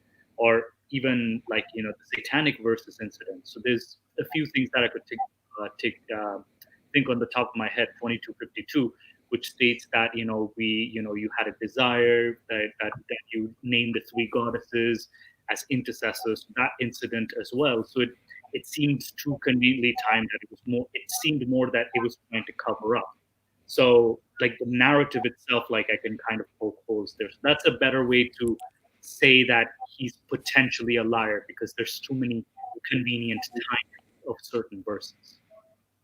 I think it's also worth adding that even Aisha commented herself that how Allah was only too eager to please Muhammad. I think you can put that in there as well. Yeah, and if that's a Sahih hadith, then obviously that does say something. Is there anything you want to say on that, Smart, or shall we continue? Well, I was going to say, there's lots of questionable things in the Bible. I think Joshua is described as a person who wrestles with God. We're not talking about the Bible. This is not a Bible show. This is a Quranic discussion show, not a biblical discussion show. I'm gonna have to ask you to be respectful. I was just trying to make a small comment, and we can continue on with the thing. I was just trying to say is just because it seems to us that convenient verses are being revealed for Muhammad's sake, it's condemning for the Muslim, and then the Muslim has to come up with a valid reason, and that's where a lot of issues happen with Muslims themselves in trying to explain these problematic traditions, these hadiths. As Yasser Qadi would say, red lines. Usually Muslims don't talk about these things, like like we've said. But I mean, if we're to explore the idea, we have to go fully to the logical conclusion. So Yeah, so okay, so a couple of quick things for you then we move on. One is, even if you suppose the Bible was from Satan, that wouldn't make Islam true. So pointing to the Bible, which you can do in Discord, if you want to have a chat to Thunderous in Discord, I'm sure he'll defend that. But even if it was satanic, that wouldn't prove that Islam is true. But then if you're going to talk about the hadiths, either you're going to accept that they're Sahih hadiths and you're going to accept them in its totality. And if you're not going to accept them in totality and you're going to say, well, I don't think that's Sahih, then obviously you're going to have a justification for why you think some are and some aren't. And that would probably require some sort of scholarly work on your part to differentiate. Oh, yeah. If you don't take the hadiths at all, that's fine. Yeah, No, so that's a either you take the monumental hadiths in total that are Sahih, or you drop the lot of them and you go the Quranist route. No, the thing is, the issue with hadith with me, and I've been reading a lot about hadith in the past 3 years. The issue with me is that it's very difficult to take all hadith as sahih traditions, because there's more problems in hadith than in Quran, in my opinion. I mean, when you guys are talking about the veracity or the truthfulness of Prophet Muhammad, this hadith popped into my mind, where the narration goes, Prophet Muhammad made an agreement with one of his companions about trading with camels after they reached their destination. And when they reached their destination, this so-called companion said, we never had such a conversation. And then another companion came into the conversation and said, I believe Muhammad because this is evidence of my faithfulness. So if Prophet Muhammad says something, it's the truth. Even though in Sharia, a contract between two people without a witness is null and void. So, there's lots of problems in hadith that Muslims have to reconcile and figure out a way and be truthful and honest about it. Let me just ask, okay. Sure, I understand that. We'll move on in a second. I just want to ask you one thing. If God was going to send down a message, do you think hadiths are anywhere remotely close to a good way to communicate vital information to his followers? I think hadith have a purpose in Islamic tradition, but the history of the selection of hadith that we have in modern time is for me, not to my standards, because I have a higher expectation. Sure. But what I asked is, do you think it's a good way of communicating, or do you think there are better ways that could have been chosen? Most definitely. Well, I think it's the best way that they could have done at the time. And no, not they. Hang on. Whoa. Not they. The man upstairs, not the fallible humans that were ignorant of whether the earth was flat or whether there was germ theory of disease. We're talking about the man upstairs that knows all. So not the ignorant peasants floating about in the desert. We're talking about the main man. If he wants to send a message down and there's vital information that is not contained in the Quran, which there clearly is, I think you'd have to agree, then is the hadith the best way that he could have done that? I don't think hadith is from God, unless you're trying to say Quranic verse. I don't think hadith is from God. Well, that's fine. Cool. All right. Well, that's certainly a fairly big concession, because if it's people that were with Muhammad and he said certain things and he was inspired by God, and you going, well, I'm going to ignore that, I'll take that concession and we can move on. That's cool. Well, yeah. I mean, if you look at the history of hadith and its compilation, there's according to the tradition of Imam Bukhari, there's 900,000 hadiths that are missing. So for me, just the history of how the hadith came to us is enough for me to say, well, if a man picked and chose which hadith satisfied his tastes, I can do the same thing. Unless Bukhari is more special than the rest of mankind, I think that's a fair argument to make as a Muslim, for me, at least. I don't need to justify it for anybody. No, I'm not a Quranist. Are you a Quranist? I'm not a Quranist. Okay. We can always talk about this on Discord or later, because I think you've got a bit of a mountain to climb now to be selective about which hadiths you take. But we come back to that another time. That's fine. Let's carry on from here. Sure. More likely that it's just a lie. Okay. I'll ask you the question again. What was his character? Was he known to be a liar? So I don't. Now you ask him to speculate, right? And Smart, you haven't watched this, but I encourage you, the link for the full video is in the chat. Last week we did part 1 of this. If you go watch this, I think this is probably one of Hamza's worst performances, and that is saying something, because I've never seen a good one, but this is particularly bad. He asked the guy the same questions, and this guy Ray is answering it pretty much the same way. He's maybe phrasing it a couple of times different, but it was like he either wasn't listening, couldn't comprehend it, or just didn't care, and just repeated the questions multiple times. He's now asking him to speculate as to, does he think he was the trusted one? Well, obviously he thinks that people said he was lying. But even if he granted that some people said he was the trusted one, in Ray's mind, there's still doubt. There's people who said he was a liar. There's people who might have said he was trusted. There's still doubt there. So asking him this question, does he, what does he think? He's just speculating. He's not an expert. And again, I think that the fact that he's asked them this multiple times that you might not have heard now is indicative of him just not paying attention. I just don't think he's got anything substantive to say in general, but in specifically to Ray in this particular conversation. So we're getting these repeating questions and him not giving Ray anything of value that he can take away and actually, at this stage at least, and actually go and contemplate. Another thing that I don't know his character. Just hang tight.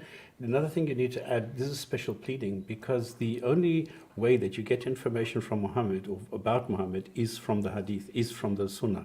So there's no other information available anywhere. So the same place where you get the information that he was a liar, you get that he was the trustworthy. And so this is tit for tat. So it's stupid to go into this and try and make any kind of claim. Bravo. Thank you, Stops. Character. So that's why it's so difficult to answer this question. But I do know there was people at the time that said he was a liar, and then he just went to the cave and he went to go make up these stories. Okay. First thing, when you came to Nelson Mandela, you went straight to his character. Yeah. But when it comes to Muhammad, you're ignoring his character. Why? Stop. This is like, again, it's the same example. Like they'll bring up, I find this very common with Muslims. Very common. They'll bring up Aristotle. They'll bring up Nelson Mandela. They'll even bring up Gandhi for some weird reason, and just say, like, talk about his character. We're talking about Muhammad here, and you're bringing up somebody else as an analogy. And there's it infuriates me that they always talk in these analogies, but never answer the question straight. So I'm sorry. This is very infuriating. It has nothing to do with Muhammad. Nelson Mandela and Muhammad, two very separate entities altogether. I agree 100%. It's called argument by analogy, right? And that's what Hamza's trying to do. And you're quite rightly pointing out, Mustafa, that it's a flawed. It's disanalogous, and therefore it's a failure as an argumentative point in his favor, right?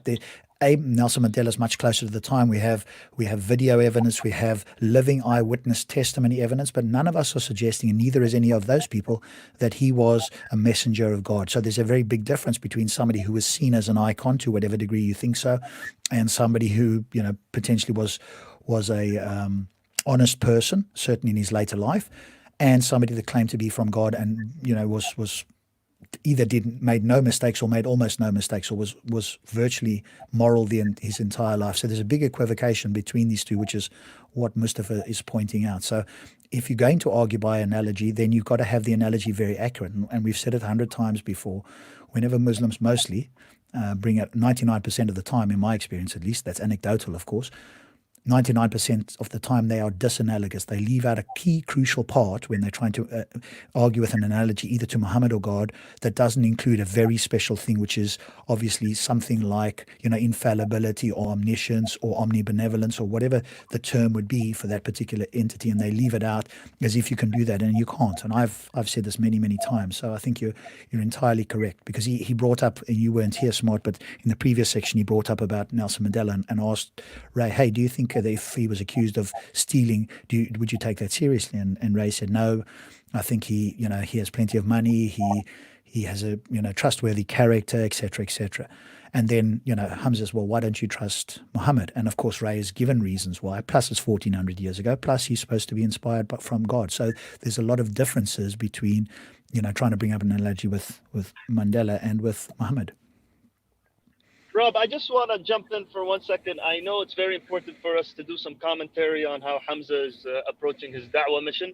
But the thing is, they're talking about the character of Prophet Muhammad. I think we can have a better discussion than these two if we just start from a position right now and discuss the character of Prophet Muhammad. You know, if you wish to go that route. But I just feel like watching these guys is boxing the conversation in. Well, I mean, we're obviously critiquing the video, so if you want to afterwards or on Discord, if you want to come back and we can have an entire show on the, you know, the character of Muhammad, if you like, and you want to defend him and we'll critique that, we're more than welcome. Well, that's a big subject. That's a big sure. subject. I would be more happy if we talk about an aspect of Muhammad. Is he truthful? Is he a good leader or a bad person? Something like that. Yeah, we can definitely talk about that. But I think we'll get bogged down if we're trying to do it now. So, and I understand your willingness to, you're wanting to do that, and that's absolutely fine. I just think that, fair enough. You know, in this discussion, focus on if there's something that you think that Hamza did well or that Ray's done poorly or something like that, then, you know, give us the opinion. If you agree with stuff, great. If you disagree with some of our commentary or critique, then highlight that. That's absolutely fine. And like you say, on that topic, though, then I think we either need to do it at the end of this video or we'll set aside a show for you, or we can do it on Discord, whatever. I don't want you to feel like we are dismissing you wanting to talk about that. Whatever the specific aspect is, I'm sure we can do that. I'm sure, you know, Stops will arrange that. But I think to go off onto that now is going to take us a little bit away from the video itself. So no problem. We can finish the video. No problem. But thank you by very all means, much. critique the video itself. Yeah, for sure. Yeah.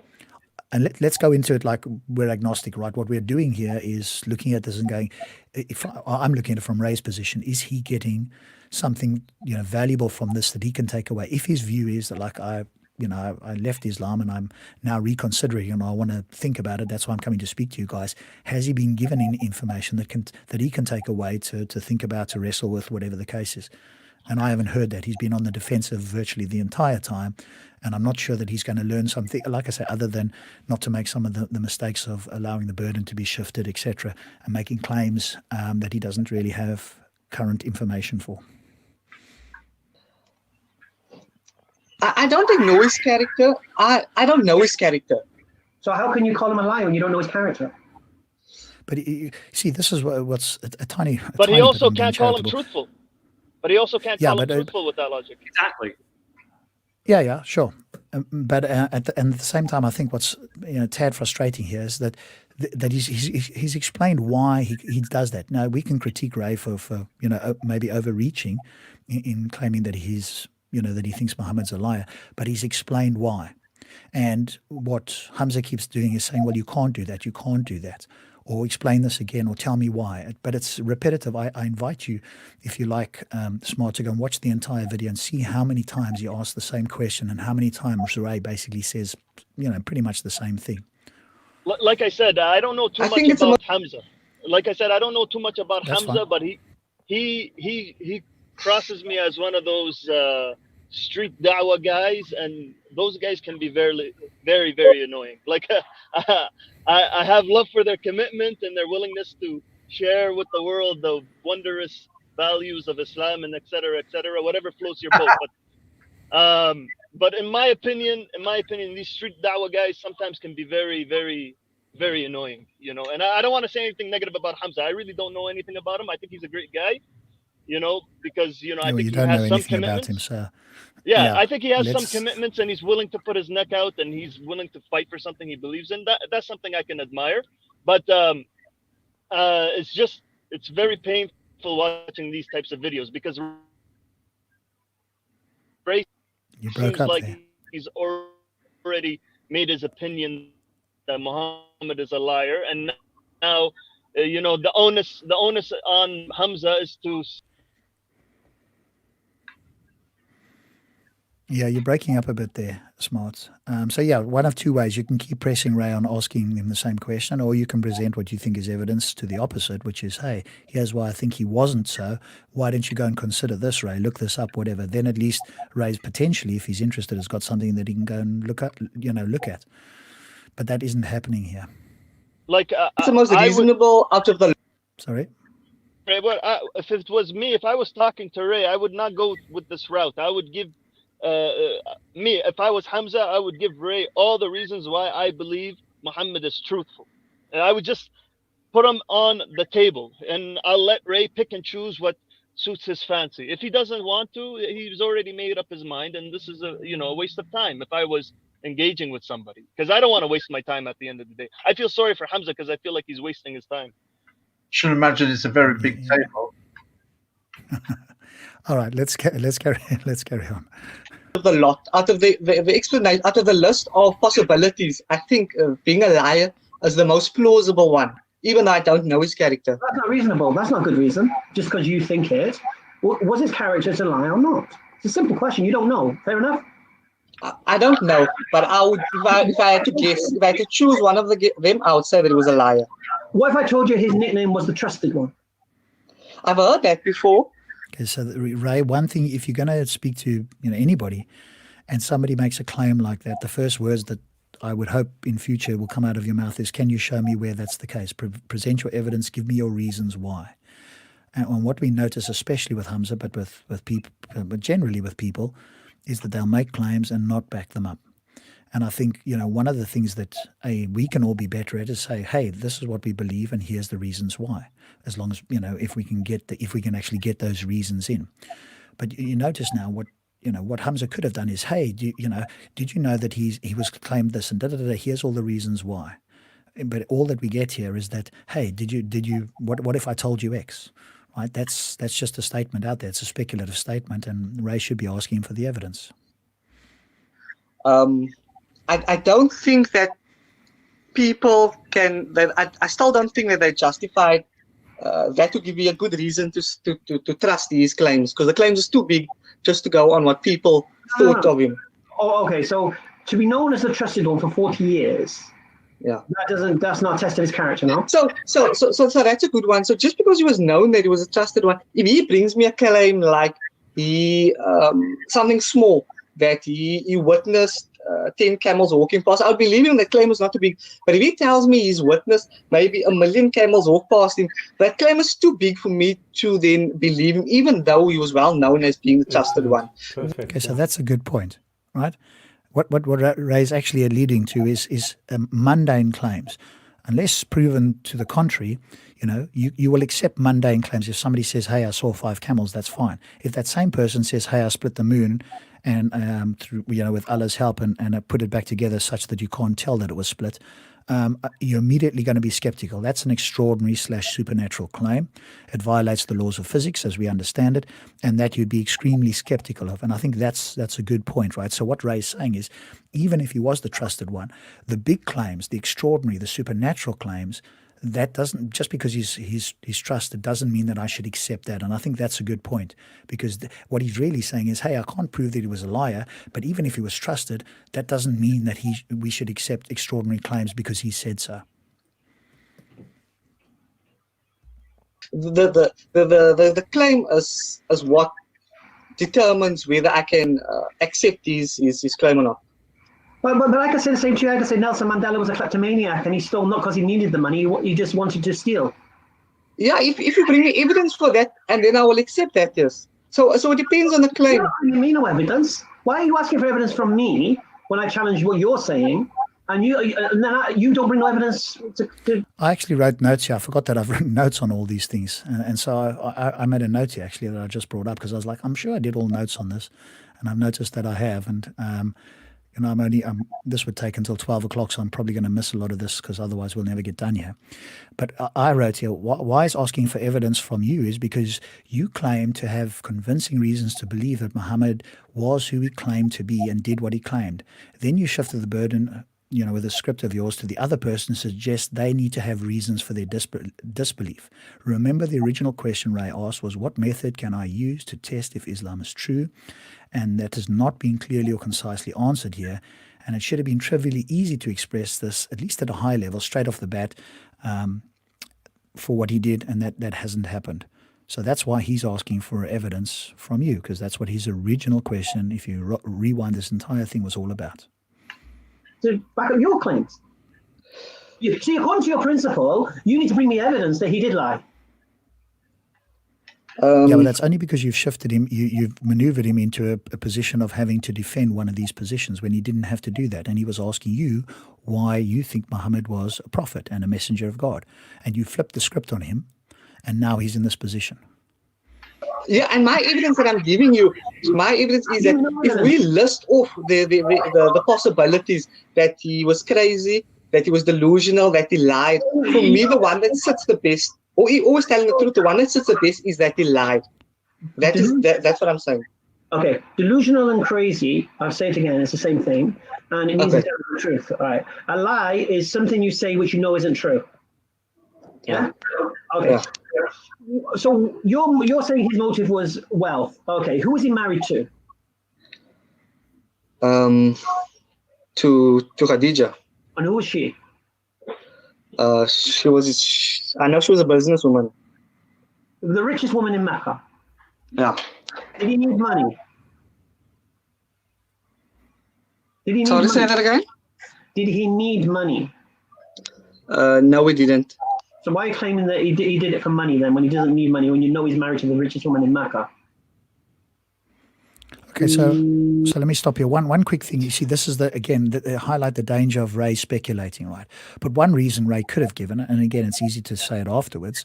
That's why you got to be very careful of making these speculative claims, because you are going to be pressed on them, right? One reason could be that he felt emasculated by having to rely on Khadija, and he wanted to produce his own wealth. Otherwise, people could have said to him, "Yeah, you're just living off Khadija. You've got it easy." So one thing he could have done, if you want to speculate, is, "Hey, I want to acquire my own wealth to show that I am, as good as Khadija or better potentially."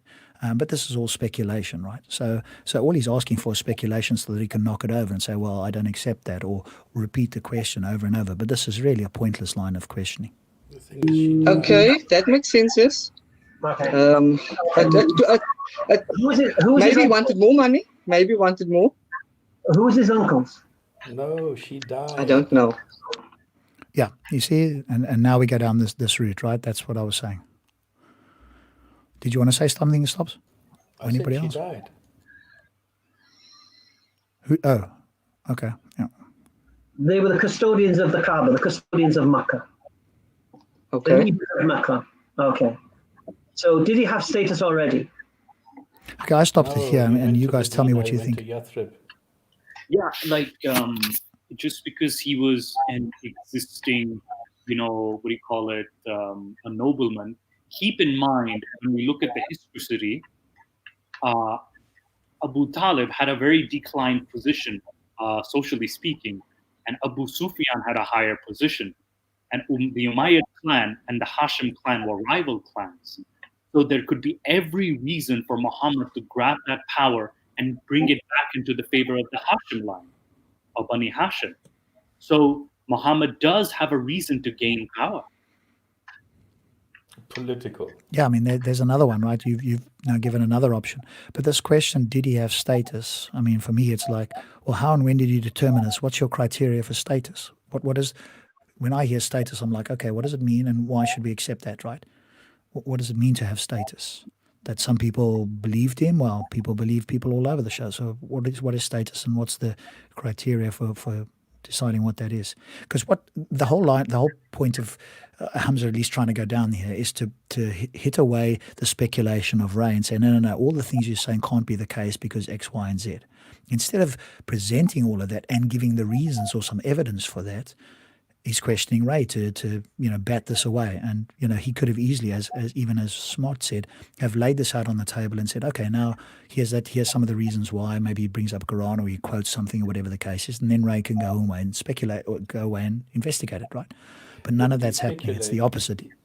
His speculation is that Ray doesn't know enough about it, so he is mixing up pieces of, the different regions, the different instances, the different timelines, the different, I don't know, he's mixing up like even decades of he's picking up, well, he didn't do that because there he did that. Yeah, but what about there? Well, there he was that. But he's not, he's not consistent in his line of reasoning in saying, okay, because he was rich there, he didn't do anything, and then when he was poor, he did this, and then he was, so he doesn't allow any kind of honesty to go in there to go and paint the real picture the way that it was. All he's trying to do is trying to get the usual gotcha, just so that he can show that he is dominating the other person. All he's wanting to hear from Ray, this is what he's pushing for. I made a mistake, sorry, I take it back. That's all he wants to hear. And then he's quiet. Can I just add something on there? We're talking about Khadija and Muhammad and position of wealth and stature, but Muhammad could not have had that wealth and stature that they're trying to talk about because Muhammad was employed by Khadija. A man of wealth and stature and position isn't employed by a woman, surely, as a traveling salesman. No, that was initially. Yeah, exactly. But initially, yes. But if he was a man of wealth and stature because his uncle was the custodian, Abu Talib was the custodian of the Kaaba, and they're trying to make out, well, he didn't need the money and such. Well, that wealth and stature would have been pre-existent before he married Khadija. Do you guys? This is just a question for my curiosity. Do you guys doubt the historicity of Prophet Muhammad? Yes. Well, keep in mind, the historicity of Muhammad comes into question because of the fact that his seerah was written more than 100 years after he allegedly died. Again, we're saying allegedly he died, and the hadiths come 200 years later. And not only that, a lot of these claims are, about his timeline. Even his timeline itself was an estimate by Ibn Ishaq. Ibn Ishaq estimated that he lived between 570 and 32. We don't even know if that's even the real accurate, because there's another document, Doctrina Jacobi, which shows a supposed Saracen or Arabian prophet that's alive in 634. Is that even Muhammad? We don't know. No, that was Musaylama. Yeah. And Musaylama, there's Musaylama. I understand that.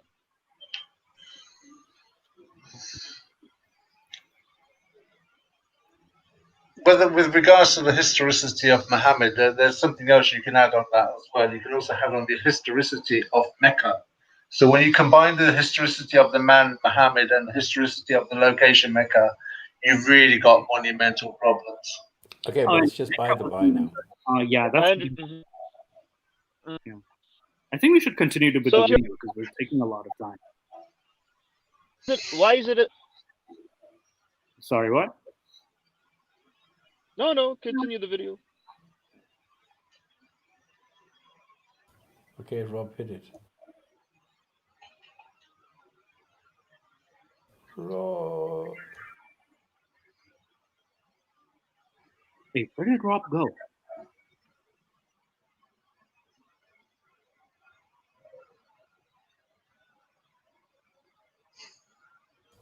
Oh, shit. Let's hope he didn't conk out. The stupid thing is, I don't even know where the video is. Oh, yes. Yeah, he must have had a failure of some sort. Yeah, probably it paused or something like that. Yeah, there we go.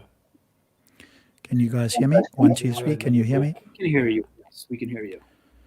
Yeah, I was talking there the whole time, and because I've got the other screen up, so I can't see what's happening on the main screen. So let's bring it back here.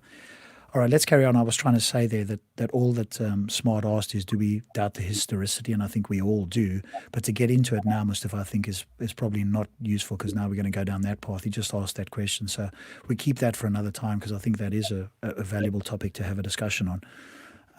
But I think let's just keep it to a short answer for the moment. We've still got a long way to go here. So let's see if we can continue.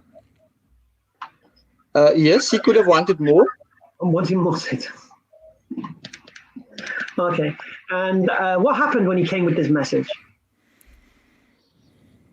When he came with this message, some people believed him and some people didn't. And what happened to him and the people who believed him? I don't know. Well, they persecuted. They were exiled in the desert to die. I've got a point here, and I want Stops and everybody to answer it. It wasn't just that he was exiled. He makes it sound as if Muhammad was just this peaceful, nice guy that just had a different idea, and these people just kicked him out. So do you guys want to put forward why this, innocent, the way he infers this innocent guy that just had different ideas was exiled. No, this takes an hour.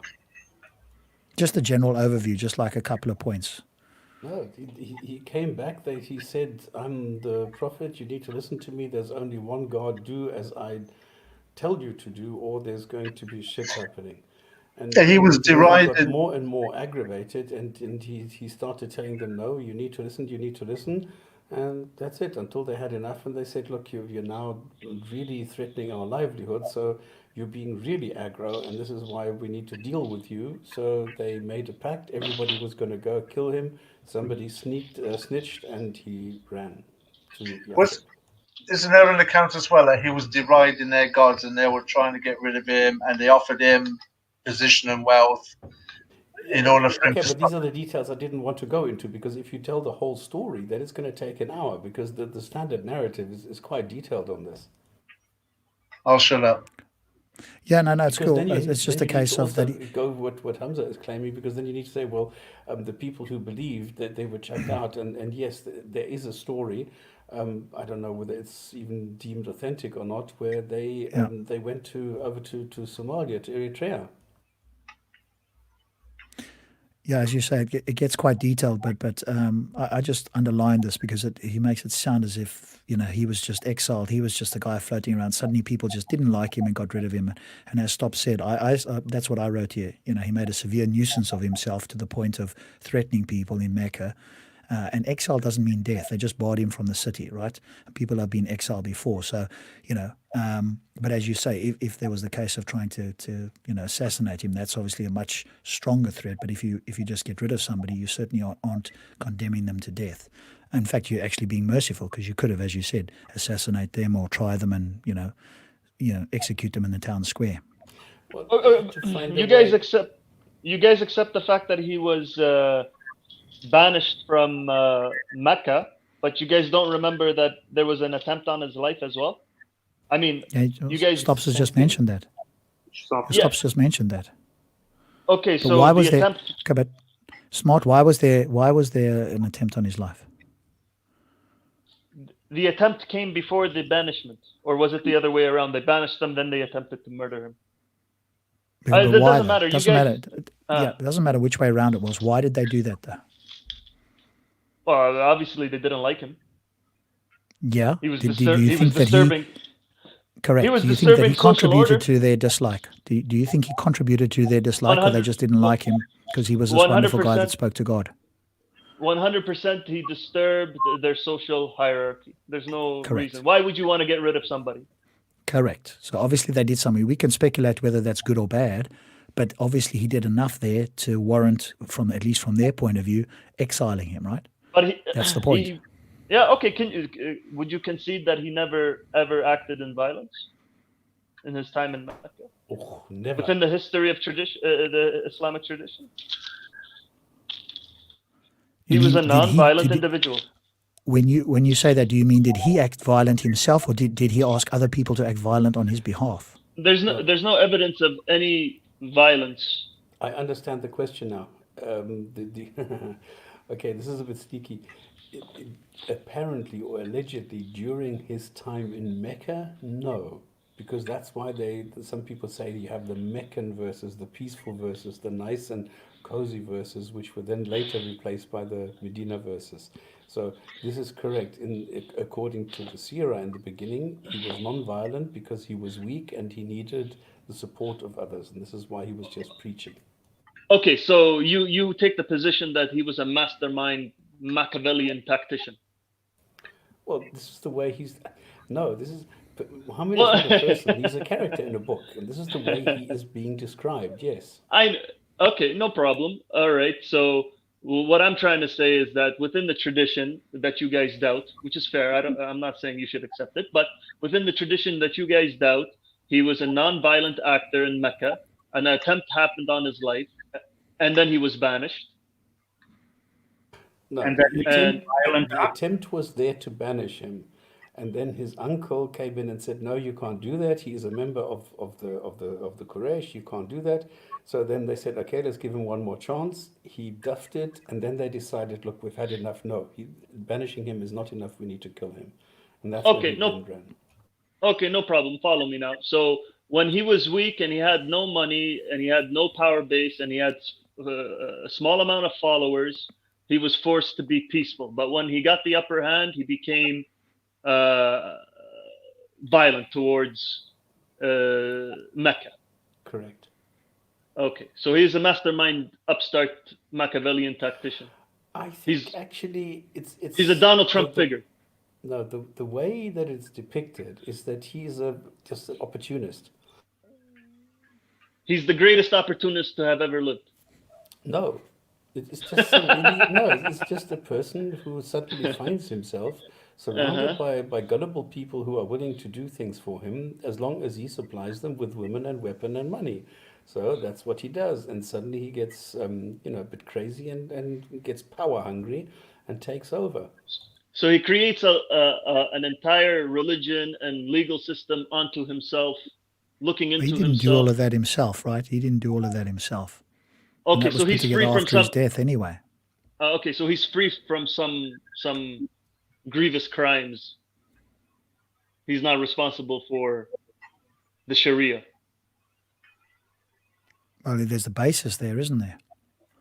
And then men took it from there. Obviously, men have taken it from there because if the Quran was complete, concise, and error-free, then we would be able to find everything there and there wouldn't be these schools of Sharia, would there? That's what we would expect from an all-knowing, all-powerful God who wants to send a clear and concise message to all of humankind. Instead, I think it's very... I think a short message that's ambiguous, that's confused, that's repetitive, that's prone to errors, and it's exactly the opposite of what we expect. And then humans have to come and fill in the gaps. I always ask, and I'm asking you, Smart, do you think that's the best that God can do? I think when God communicates with mankind, it's very clear, and I think mankind obfuscates the message. So would you say... Sorry. Go on. I was going to say, he's just said that when God communicates with mankind, it's very clear. Can you categorically say then that the Quran is very clear? I mean, Allah himself says it's clear about 5 times in the Quran. You've just made the statement it's clear when God communicates with mankind. So I'll ask the question then, is the Quran very clear? My relationship with God is very clear. It's not the question I asked. You said when God, Come on. when God communicates with mankind, it makes it clear. The Quran itself says about 5 times, this is a book made clear, a book easy to understand. I'm asking you a simple question. You're the Muslim, not me. Right? Is the Quran a clear book? The silence says everything. No, I understand what you're trying to say. You find the Quran unclear and unintelligible. No, I'm asking you. It doesn't matter. I can find it. I can find it the way I find it. Happy. You're not happy with my answer. But you haven't given me an answer. I've asked you a simple question. Is the Quran? Can you categorically tell me? You've made. Well, I think your question is very loaded because it entails a lot of assumptions. You said you made the claim. When God communicates with mankind, you superimposed a whole bunch of assumptions. Hold on a minute. You said, let me remind you. You said, when God I'm very well reminded. When God communicates with mankind, He makes it clear. That's what you said. I asked the question. Then follow the logic and my relationship with God. No, please. I'm not asking, but you do not say. Can we concentrate on the focus on what we're doing today? Okay, I just want to answer the question. He said, when God communicates with mankind, He makes it clear. Yes. That communication is the Quran. I ask you a simple question: is the Quran? You made that assumption. Excuse me, does He communicate? How else does He communicate? Smart, if it's not through the Quran, how else are you getting this clear understanding? I have a personal relationship with God. How do you demonstrate that? How is it communicated? I can't demonstrate that to you guys. So how is that? So you're taking it on faith. If it's taking not it on faith, right? If it's not through the Quran, no, you would be if you believe what I said, you would be taking it on faith. So how do you demonstrate it to other people? I can't demonstrate it. I cannot bequeath something that I have inherited. All right, we can get into this later. This is opening up a can of worms that we can get into, and you can try and justify how you know it's God and not some, that you're not mistaken or whatever the case is, right? That's a separate question. But I do think the question that Thunderous asked you was, Sorry, you have to repeat yourself because you're chopping up.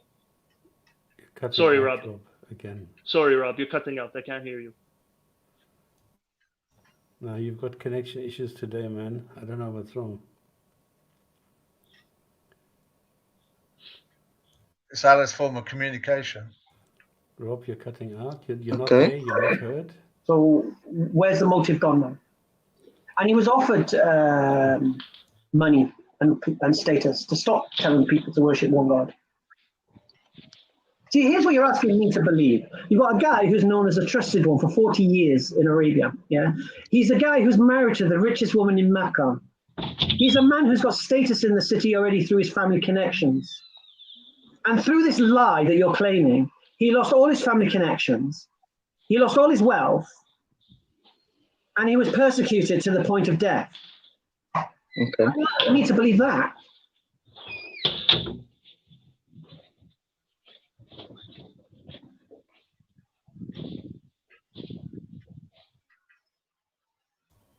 Why did you stop? Or are you talking and we can't hear you? Because if you Rob, we can't hear you. If you stop the video and you are talking about some point made in the video, he's gone again. Yeah, I think Rob is now excited because now he's stopping every second word, and I would just leave it running a little bit. Think he's back? Yeah, Rob, maybe you can leave the smaller points, not go for every word or every instance, but just go for the bigger ones, because this is we've only covered a couple of minutes now of the video, and it's taken us like an hour. Yeah, you've got no good reason to support that.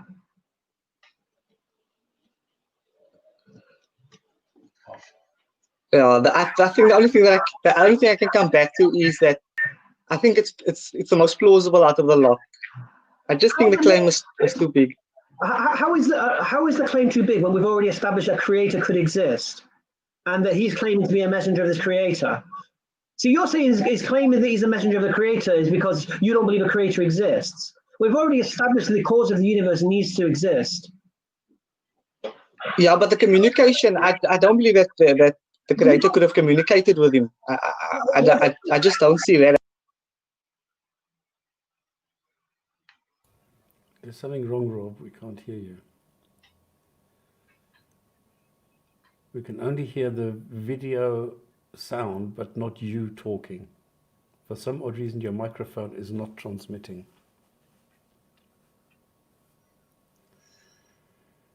Oh, goodness, this is a pity. Because what Hamza just brought up is what we had last week already, where he just said, we've already established that. No, he has not established that. He's just made the claims and repeated the claims, and that's it. And he's now pretending that he's established something to corner Ray. And if somebody does that to you, don't fall for it. Oh, did he join again now? Second time? No, still no microphone. Can you hear me now? Yeah, yes, 1, 2. now you're there. I don't know what you changed, but now you've got a microphone. Yeah, I don't know. Okay, here we go. Just tell me if you can hear this. See that happening. Yes. And what are your good reasons for that? Because you started this whole conversation, you need good reasons to believe things. So you're now saying things that you believe. What's that, Stops? Oh, couldn't you hear this? I thought you could hear this over this, because stopping this all the time always makes it very slow. I just want to say, no, he asked you for good reasons, not the other way around. You are not asking him. He asked you, do you have good reasons? He said, I don't have. Give me good reasons. And you're not. He asked you. He already said he doesn't have good reasons. That's it. Finished. Correct. And, that's where if you want to convince him, you're going to present good reasons. You're not going to ask him to present good reasons for why he doesn't exist when he hasn't really thought about it as much. and you've corralled him down a path where he's now almost been forced to accept that he was a liar, which is not so easy for him to defend. Believe, so I want your good reasons so you can be consistent. The irony, right? I actually wrote that down here. The irony of this. I want your good reasons so that you can be consistent. Well, maybe you should start by setting the example. What are your good reasons for believing that Ray might consider, or he might even change his mind? Because clearly you claim to have good reasons. Why don't you just be consistent and present your good reasons instead of avoiding the burden of proof, which was what was originally asked of you, and going down this long rabbit hole? I hope, Ray, if you watch this, you never do this again, right? This has cost you like so much time here, and it's repetitive and it's obviously quite tedious. It's not your fault per se, except hopefully you recognize it now. Don't go make claims. Be very careful when somebody tries to shift the burden of proof. When you ask something and they either give you a trite answer or they tag a question on the end and try and put it back on you. You've got to be very careful of that, because most of this video has been because you did that or allowed that. Okay, guys, just wait a minute. We've hit the 2-hour mark. The question is, do we continue? Because this is going to take another 4 hours, because we're only listening to 3 words, and then we're taking 3 sentences to comment on those 3 words. Or should we make this a separate one, or should we go faster, or what is everybody's idea, or what input? What would you like us to do? Because we have reached the 2-hour limit. What would people like? What is the I don't mind stopping and we do part 3 next week or something like that if we like. Yeah, or we can go on like. But I think stops though, we need to start earlier, right? We need to just welcome everybody and we get into it without the verses and all the rest of it. That got us 50 minutes later than we needed to. So if you want to do a part 3 next week, or we can just stop now and we just carry on with something else. I'll do it on the Speaker's Corner channel because I want to finish it for Ray anyway. But it's up to you guys if you want to do a part 3 next time. But then we definitely need to start early. Yeah, but if we take an hour for 10 minutes of video, you can figure out how long it's going to take us. But now I thought, we're going to finish now. There's only 15 minutes left. But we spent an hour on just this 15 minutes. It's crazy. But also we've got a guest, right, who's disagreeing with us. So we have the extra time taken there. And that's not a problem. That's not a point against SmartCat. But if we're going to have somebody who disagrees and we're going to go off slightly on tangents, then obviously it's going to take a lot longer. Or you can like speed it up and have 20-minute listening sessions, and then we can discuss about the 20 minutes. What's the most important? There's too much that'll be lost in that time, right? You'll lose too much at that time. For me, other people are different. That's fine, and we can do it differently. But for me, we need to stop it at certain points, especially if they're critical points, and point out what was just said. Otherwise, it gets lost, it gets forgotten, and people don't learn anything from it if there's a long monologue. So that's definitely not my preferred way, but I'm open to other people doing it in different ways. So at this stage, I think up to you guys. We can stop and do a part 3, and maybe you can have a conversation with SmartCat around some of those topics that we weren't able to cover early on, or whatever you guys fancy. Or we can go to Discord, whatever you want. Can I make one suggestion? We can perhaps read the assigned Quran section. There may not be any need to discuss it unless in that assigned Quran section there's a point that you want to bring out. So there's no need to go through all the verses. You can assign 20 surah or the rest of the chapter, and if anybody finds anything relevant in that section, they can bring it out. If not, say we read it, there was nothing there, it was a repeat or whatever. That way we get the Quran done, bring out any interesting points that don't eat up in time of the show, and then you can continue doing whatever. I think sometimes those Thunderous, it's worth talking about some of the Quranic verses because obviously that's their primary text.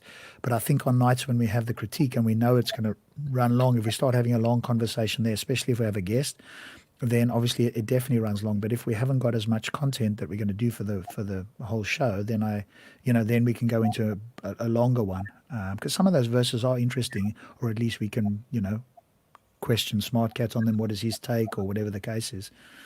I just think that when we do have a critique video, then we just got to get to it quickly. But the other option is, of course, I can not go into all the nuanced things here and we can just skip over them. That's another way where we only stop it once every 5 minutes or something. I guess it depends what people want to do. If people do have the stamina, that we go ahead for another hour, or for as long as we finish the video, but not give such a huge detailed explanation every time, but keep it to single comments, do this, do this, do that. What I appreciate, what Smart is doing at the moment, he's giving very quick answers, why, where, what, how, and so on, and then Thunder gives it. So if we continue this, I think then we're okay. Then we should be able to finish 10 minutes in 1 hour. It's just a question of whether the people in the chat want this, or if they feel they're being deprived. If we carry on now, they don't have the time, they need to come back next week. Because I think it's very difficult to get this kind of a configuration where everybody is here, everybody can give some sort of input, which I think is absolutely fucking brilliant. That we then do this and help others to address this. This would be my suggestion, to see if we can make it a little bit quicker, not go to this level of detail, and see if we can finish it. Would that be acceptable? I mean, we can stop. So I went through a lot of trouble to write a lot of notes here. In future, I'll probably not do that so much, or maybe we can do it on my channel rather than here. Actually, Rob, I wanted to say one thing. I think your notes are more important than listening to these guys talk. You know, I think you should like segment the video and you schedule the breaks and give us the floor. I think this is better. If you manage it this way, I think you can conserve a lot of time. Yeah, but especially if you're putting. Right? Sorry, I don't mean to cut you off. Yes, yeah. All right. I mean, I'm looking at it here, right? I value your notes more than I value them speaking, because what you're seeing is probably half of us are also seeing, but I think your commentary is more valuable than what is being discussed between the individuals. Yeah, but it's like Stop says, right? Either we need to block out 2 hours or 3 hours to do that, or we need to just skip over it, and I'll look through the notes and just find the ones that I think are more important and do that. Again, but it's a lesson for me as well. In future, I'll probably have to keep in mind not to go into the nuance. But every time I hear some nonsense or I hear something, and it happens such a lot, unfortunately, with Hamza, that I get these pages of notes. If it was somebody else, I'd probably, it wouldn't be quite so many notes. But the amount of nonsense and the amount of bad arguments, fallacies, tactics, whatever I hear, I just start to write, right? And it's right. I was listening to this thing and I'm just writing all the time. And if I show you it, I sent it to Stops. He's like, holy crap, I'm not going to read through all of this. And I said, well, actually, that's probably a good idea. But I've got like another 50 points, I would say here, at least 50 points. So I'll just cut it short to the main ones, right? When I hear something, I'll try and follow along that way. Yeah, let's try that, because I did the same thing. I also made notes like crazy for the first part. And then, like, I skipped 2/3 of it because it was too detailed. Stops. I have another 35 or 45 minutes to burn, so it's up to you if you want to continue. All right, let's hit it. Yeah, while you're here, let's take advantage of you and totally abuse you to the limit. Well, the reason being is, for example, if you come to me and you tell me that you've gone to the movies last night, and I ask you, what evidence do you have, and you provide me your ticket stamps, I will accept that claim that you're making. But if you tell me last night that you've gone to the moon and back, that claim is too big, then I won't accept, even if I know that you've never lied to me. But if the claim is that the cause of the universe has sent him as a messenger to mankind, you're going I don't know. Here's the problem. Here's your problem. I'll explain your problem, Ray. I've diagnosed your problem. The irony. Paradigm is that a creator doesn't exist. So no man can claim a creator has contacted him because a creator doesn't exist. That's the problem. We've got two paradigms here. Where the paradigm we should be working in, a creator could exist. Because we've already established the cause of the universe has to be uncaused, powerful, and such. Okay, so let me quickly comment on this, right? Ray hasn't denied that a creator is impossible. And if I asked him or anybody asked him, he'd probably say, yeah, it could exist. I just don't have good reasons and evidence, right? But when Hamza said, how's the claim too big when we established that a creator could exist, right? If you go wind back, he said it could exist, right? So he's being very cautious with his words here. And the claim is too big, and I've got 4 quick points that I'll run through. It's because all you've established that it is a creator could exist. That was your words, Rob, which almost anybody would accept. Thunder, can you just mute yourself, because I'm getting constant feedback here. Oh, brilliant! Thank you. And we can't Because speed number one, it up you've to 1.5 because Hamza speaks so fast and is relatively soft, and we can't pick anything up that he's saying because if it's very clear and slow, then you can speed it up. But speeding up Hamza is pretty difficult. Yeah, we can also not speed it up here because I don't have it in video. I've got it in a video that's inside a Chrome window without getting technical. It's not on YouTube, so it was pulled down off YouTube, so I can't speed it up either. Okay, so very quickly on this point, and then I'll let it go after this, right? So the claim is too big because all you've said is that a creator could exist. That was your words, and anybody would accept that a creator could exist unless there's something self-contradictory. Number two, you haven't remotely argued that the creator is more likely or exceptionally strong claim that a creator must exist. Number three, you haven't remotely argued that this creator is your particular version of the creator. And number four, you haven't provided any good reason so far to suggest Muhammad was the messenger of your particular creator. So given all of that, the claim is still too big for Ray to accept. So it's plausible that that cause has revealed to us about itself. That's plausible if you believe that. That's plausible. I believe that. So I'll just give you the good reason, and then you accepted there were good reasons. But because your paradigm is that creator doesn't exist, you're doing a paradigm shift, which is a logical fallacy. Okay. Maybe it's difficult for me to understand it. No, but you have to stay in the paradigm of a creator existing. Okay. If you don't believe a creator exists, forget about Muhammad Sallallahu. Okay. Because if you don't believe a creator exists, then no man is ever going to... All right, one quick thing here, right? What Ray can do and what he is potentially doing, although he might not be aware of, is doing an internal critique and going, okay, if your creator did exist and these are the claims that your creator, let's see if you've got good reasons for believing that. You don't actually have to believe that a creator exists to step into somebody else's view and to take their presuppositions on board and to see whether they're either internally consistent or whether they have good reasons. You can pretend that you're a Muslim, go, okay, I'm going to pretend I'm a Muslim, and I'm going to take everything you're saying, and let's see if I'm using critical thinking, whether what you say stacks up. And you can do that without having to believe in a God. Convince you. That's why we started with the creator. Anyway, Yes. So you've given me no good reasons to believe he lied. I give you very good reasons to believe he didn't lie. Because no man would lie to be persecuted, to lose status, to lose wealth.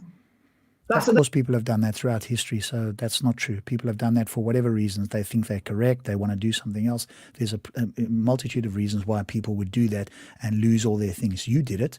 You yourself did that. You lost your girlfriend. You lost your family, your husband, your partner, your children, because you believed in some ideology. So why would you say Muhammad's not able to do that? That's the opposite of motive. I think Sorry? I think what Hamza's trying to say, from what I'm seeing a pattern in his style of argumentation. But what I think he's trying to say is, why would Muhammad do things to bring him unnecessary suffering? Like, what is the poignant reason to do all these things? I think that's what he's trying to say. Yeah, but we can speculate, okay. right? Yeah, we can speculate, but I'm starting to see a pattern because Hamza, all he needs to do to make this very concise and effortless on his end is just put the points why he believes Muhammad is truthful, the same way he would put the points why he believes God exists, because you got to take it all the way. This is what I was trying to say earlier about, you have people making claims all the time, like Joshua wrestles with God, like if I come up to you and say I wrestle with God, you take it to the logical conclusion. Like, am I really wrestling God or am I lying? You know what I mean? If Prophet Muhammad is a liar, then he's like, like better than any man that has ever walked the earth, because he's able to have done all these things and all these accomplishments off the sheer force of his will. So that kind of fits more a godless universe, like it's either God doesn't exist or God exists. It's either Muhammad is a prophet or he isn't a prophet, and you need to put your reasons, lay them out. You shouldn't, because it seems like he's not even making a convincing argument for either or. Yeah, but you're also presenting obvious dichotomies, right? Either he's a prophet or he's not. That's obviously trivially true. But your point that, hey, he must have been the greatest deceiver in history. I mean, Hitler got an entire country to follow him and wiped out or at least overpowered the entire Europe and could have done the whole world, right? Yeah, So I it's don't. not that people that have charisma can't get people to follow and believe them, especially in Muhammad's case, if they claim that they're speaking to the man upstairs. And hey, they're just following his thing and he's just following laws. It's the easy way out, right? Because now you don't have to defend the position yourself. All you have to say is the man upstairs is telling me. Much easier than having to do it yourself and be the moral paradigm that everybody else follows. You just tell them that, hey, I'm just bringing the message. Don't blame the messenger. That's an easy way out.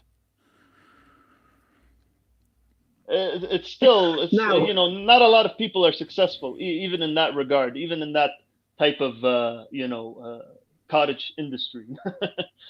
People are not successful. How many false prophets? Sure, Yeah. but that doesn't How mean many- that what he said is true. No, fair enough. That's what I'm saying. For Hamza's sake, he needs to put his reasons on the table if he truly believes in what he believes in. Like, he needs to put his reasons on the Yeah, well, table. And So he far it's been shouldn't- weak. I hope you will agree. No, I'm not impressed at all. Okay, cool. What was the lie? What are you accusing him of now? So you're accusing him for 23 years. 23 years, he pretended to receive revelation from God. And he passed that off as God's words, but they were his own ideas. That's your claim. So Yeah. for 3 years, he would receive revelation and then he would recite it. Okay. Do you know he was illiterate? I've heard that, yes. Right. Could an illiterate man do that?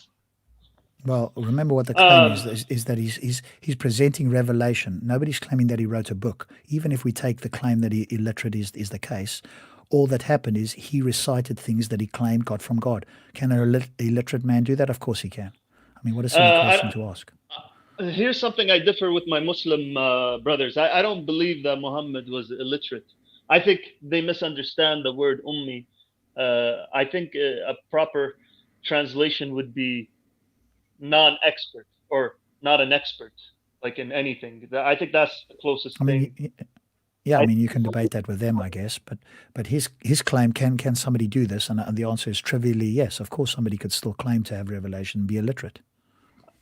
Yeah, no, but I'm saying I don't know. I don't think he was illiterate. Because I think he probably spoke. Okay, well, yeah, multiple. that's a different position you can take. Yeah, sure. But that's not Hamza's position, right? You could argue that with Hamza, but what we're critiquing is what Hamza is saying at the moment. No, Well, come on. I don't think so. Well, we see we've moved on from motive now to capacity. So the motive, I don't see there's no motive for this man to lie. He's not been known as a liar. He had no reason to lie. Now, let's say he did for whatever reason. Let's say, like you said, he wanted to make society better, whatever. Okay, even though he's going to suffer persecution and lose all his wealth and lose all his status of all of this. Let's just say he did. You're then now telling me that what he did, the lie, this is the lie now, that he pretended he was a messenger of God for 23 years. And for 23 years over piecemeal, he would recite this literature from the Quran. Now, you're talking about the people of his time. And Abbas is going to slap you with this now. I can see him getting his mic ready and everything. Right? He's a lot nicer than me, don't worry. All right. But what did the people say at the time when he was reciting? Because they were saying to his uncle, he's your nephew. We know he's illiterate. Where's he getting the words? So they sent poets to go and hear the Quran being recited and what it was all about. And do you know what their answer was? It's sorcery. Now, what does that tell you? It means it's supernatural. It means what? What? Ooh, no way. What? That's not right. This is the sort of sorcery and it's non-sequiturs. supernatural. Yeah, I think he obviously. inadvertently somewhat condemned Muhammad in an Islamic sense. Because, Well, I mean, he just uttered a non sequitur.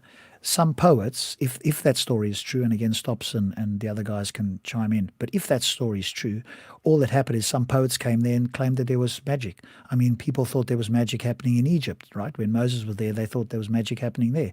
So magic wasn't a unique thing. No, and I'm saying even in if it was Islamic magic, that certainly doesn't mean that's supernatural. No, what I was trying to say, sorcery that solicits supernatural thing, or words that solicit supernatural things is considered, an anathema in Islamic tradition. What about the satanic verses? Oh, very big anathema. Yeah, exactly, and they come out Muhammad's mouth. Yeah. Okay, let's continue. That's going too far. What he's doing, the grammar, the style is something we can't explain. Okay, well, if you can't explain it, then don't explain it by saying it's supernatural. Don't contradict yourself in the very next sentence. So now what you're asking is an illiterate man, and we know he's illiterate. I'll explain how that works. The Quran says he's illiterate, yeah? Yeah. All right, unlettered. Now, let's say he was lying, pretending to be, he's the author of the Quran, and he's telling the people that he's unlettered, right? Well, the people who know him would say, actually, you can read and write, mate. We know you can read and write. So they wouldn't believe the Quran. So we know the Quran is a testification of that point itself. So we've got an illiterate man who's now suddenly coming blazing with poetry, not poetry, esque. These fantastic, glorious words that the Arab poets at the time can't fathom. Where did he get it from? You just said it was unexplained. I mean, like, you answered your own question. Or you can contradict yourself and say, well, it must be supernatural, whichever way. And for I don't know. And for 23 years to keep on doing it. Now, here's another thing your claim makes. You believe that for this lie to be fulfilled, he needs to memorize the Old Testament, the New Testament, the oral tradition of the Jews, and the apocryphal books of the Christians. Stop there. And he needed to memorize Well, them, just one sec.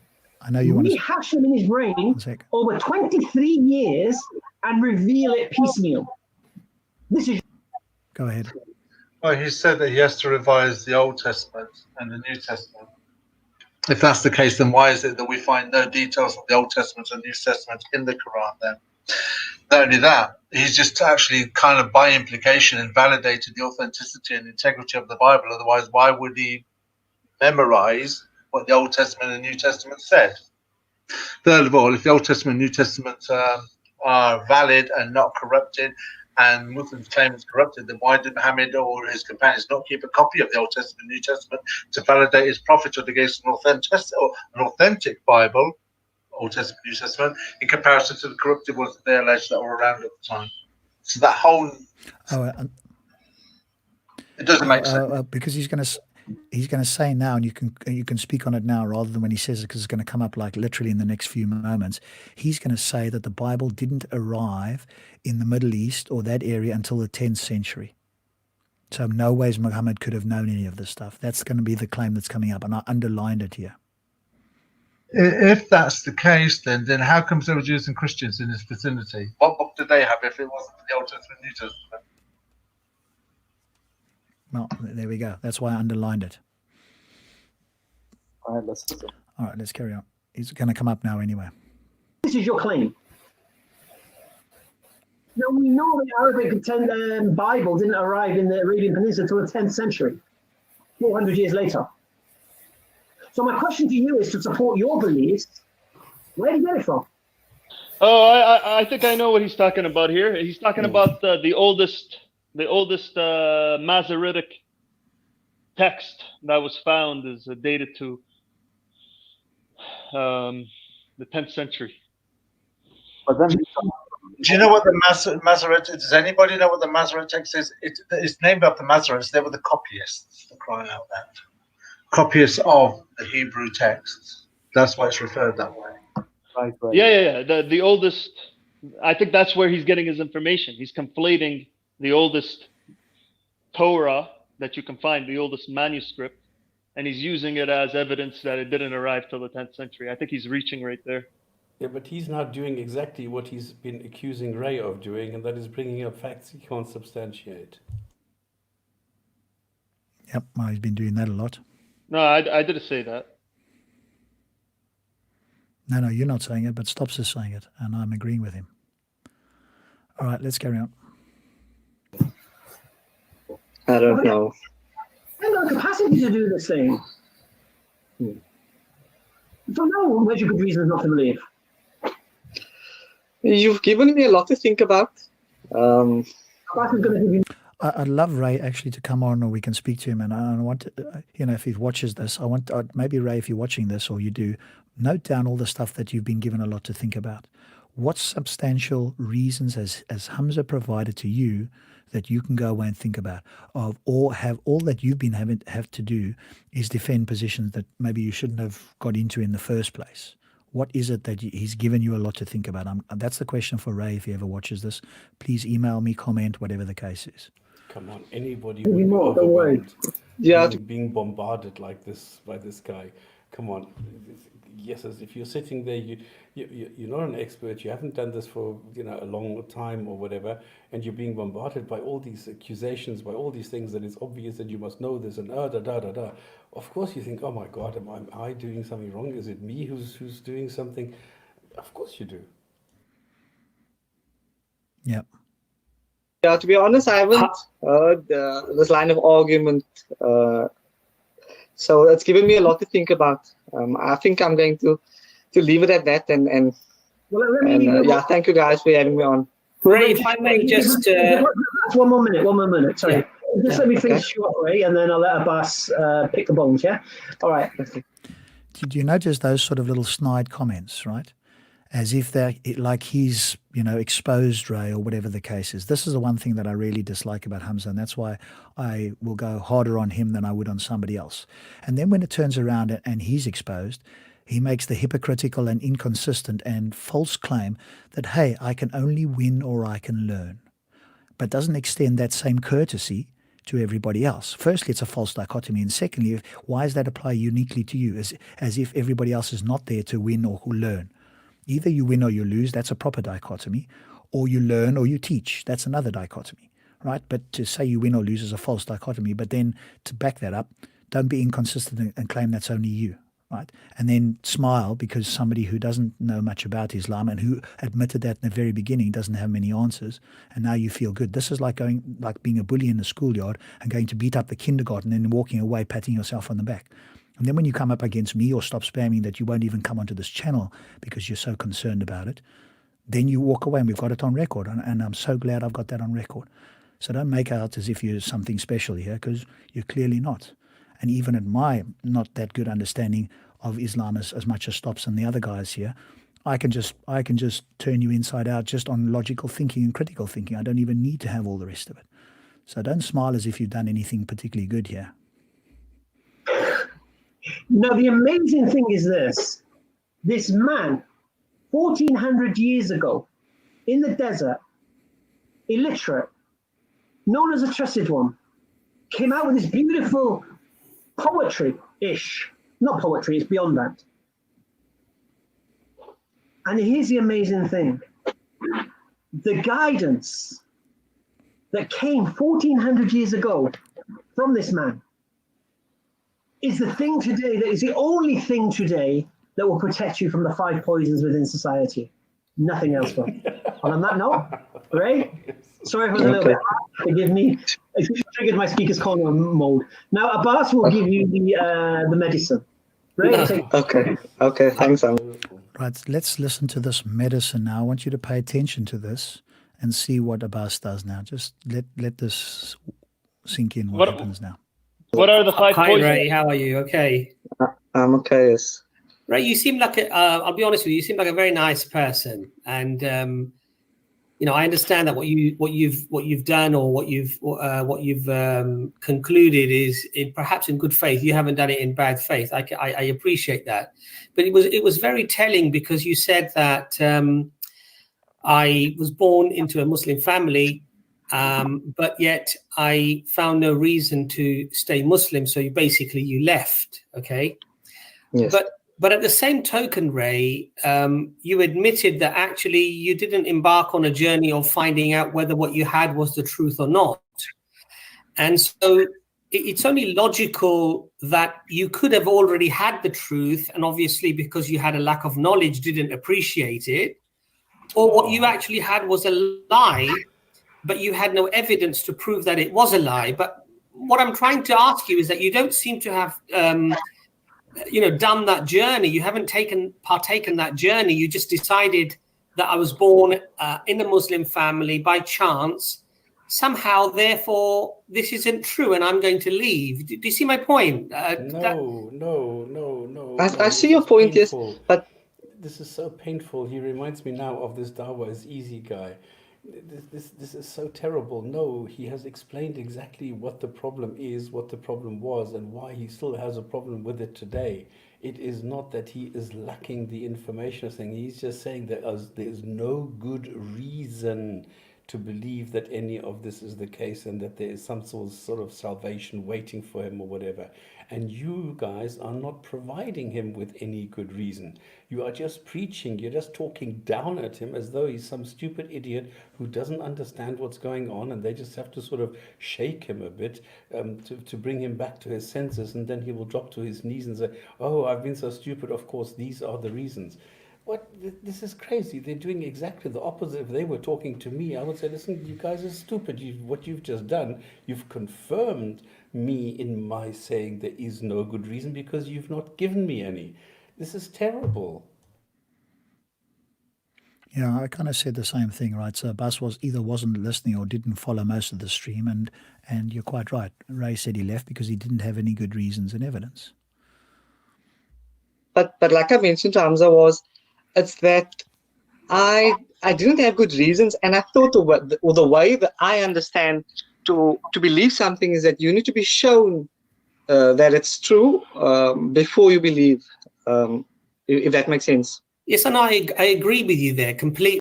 Well, if you agree, then what he's done is entirely reasonable. He was born into something that he didn't know much about, and then to the degree that he thought about it, he came to the conclusion that he didn't have good reasons and evidence. And yes, sure, he could still be mistaken or whatever the case may be, but that was his conclusion at the time. And at the time, that is entirely reasonable.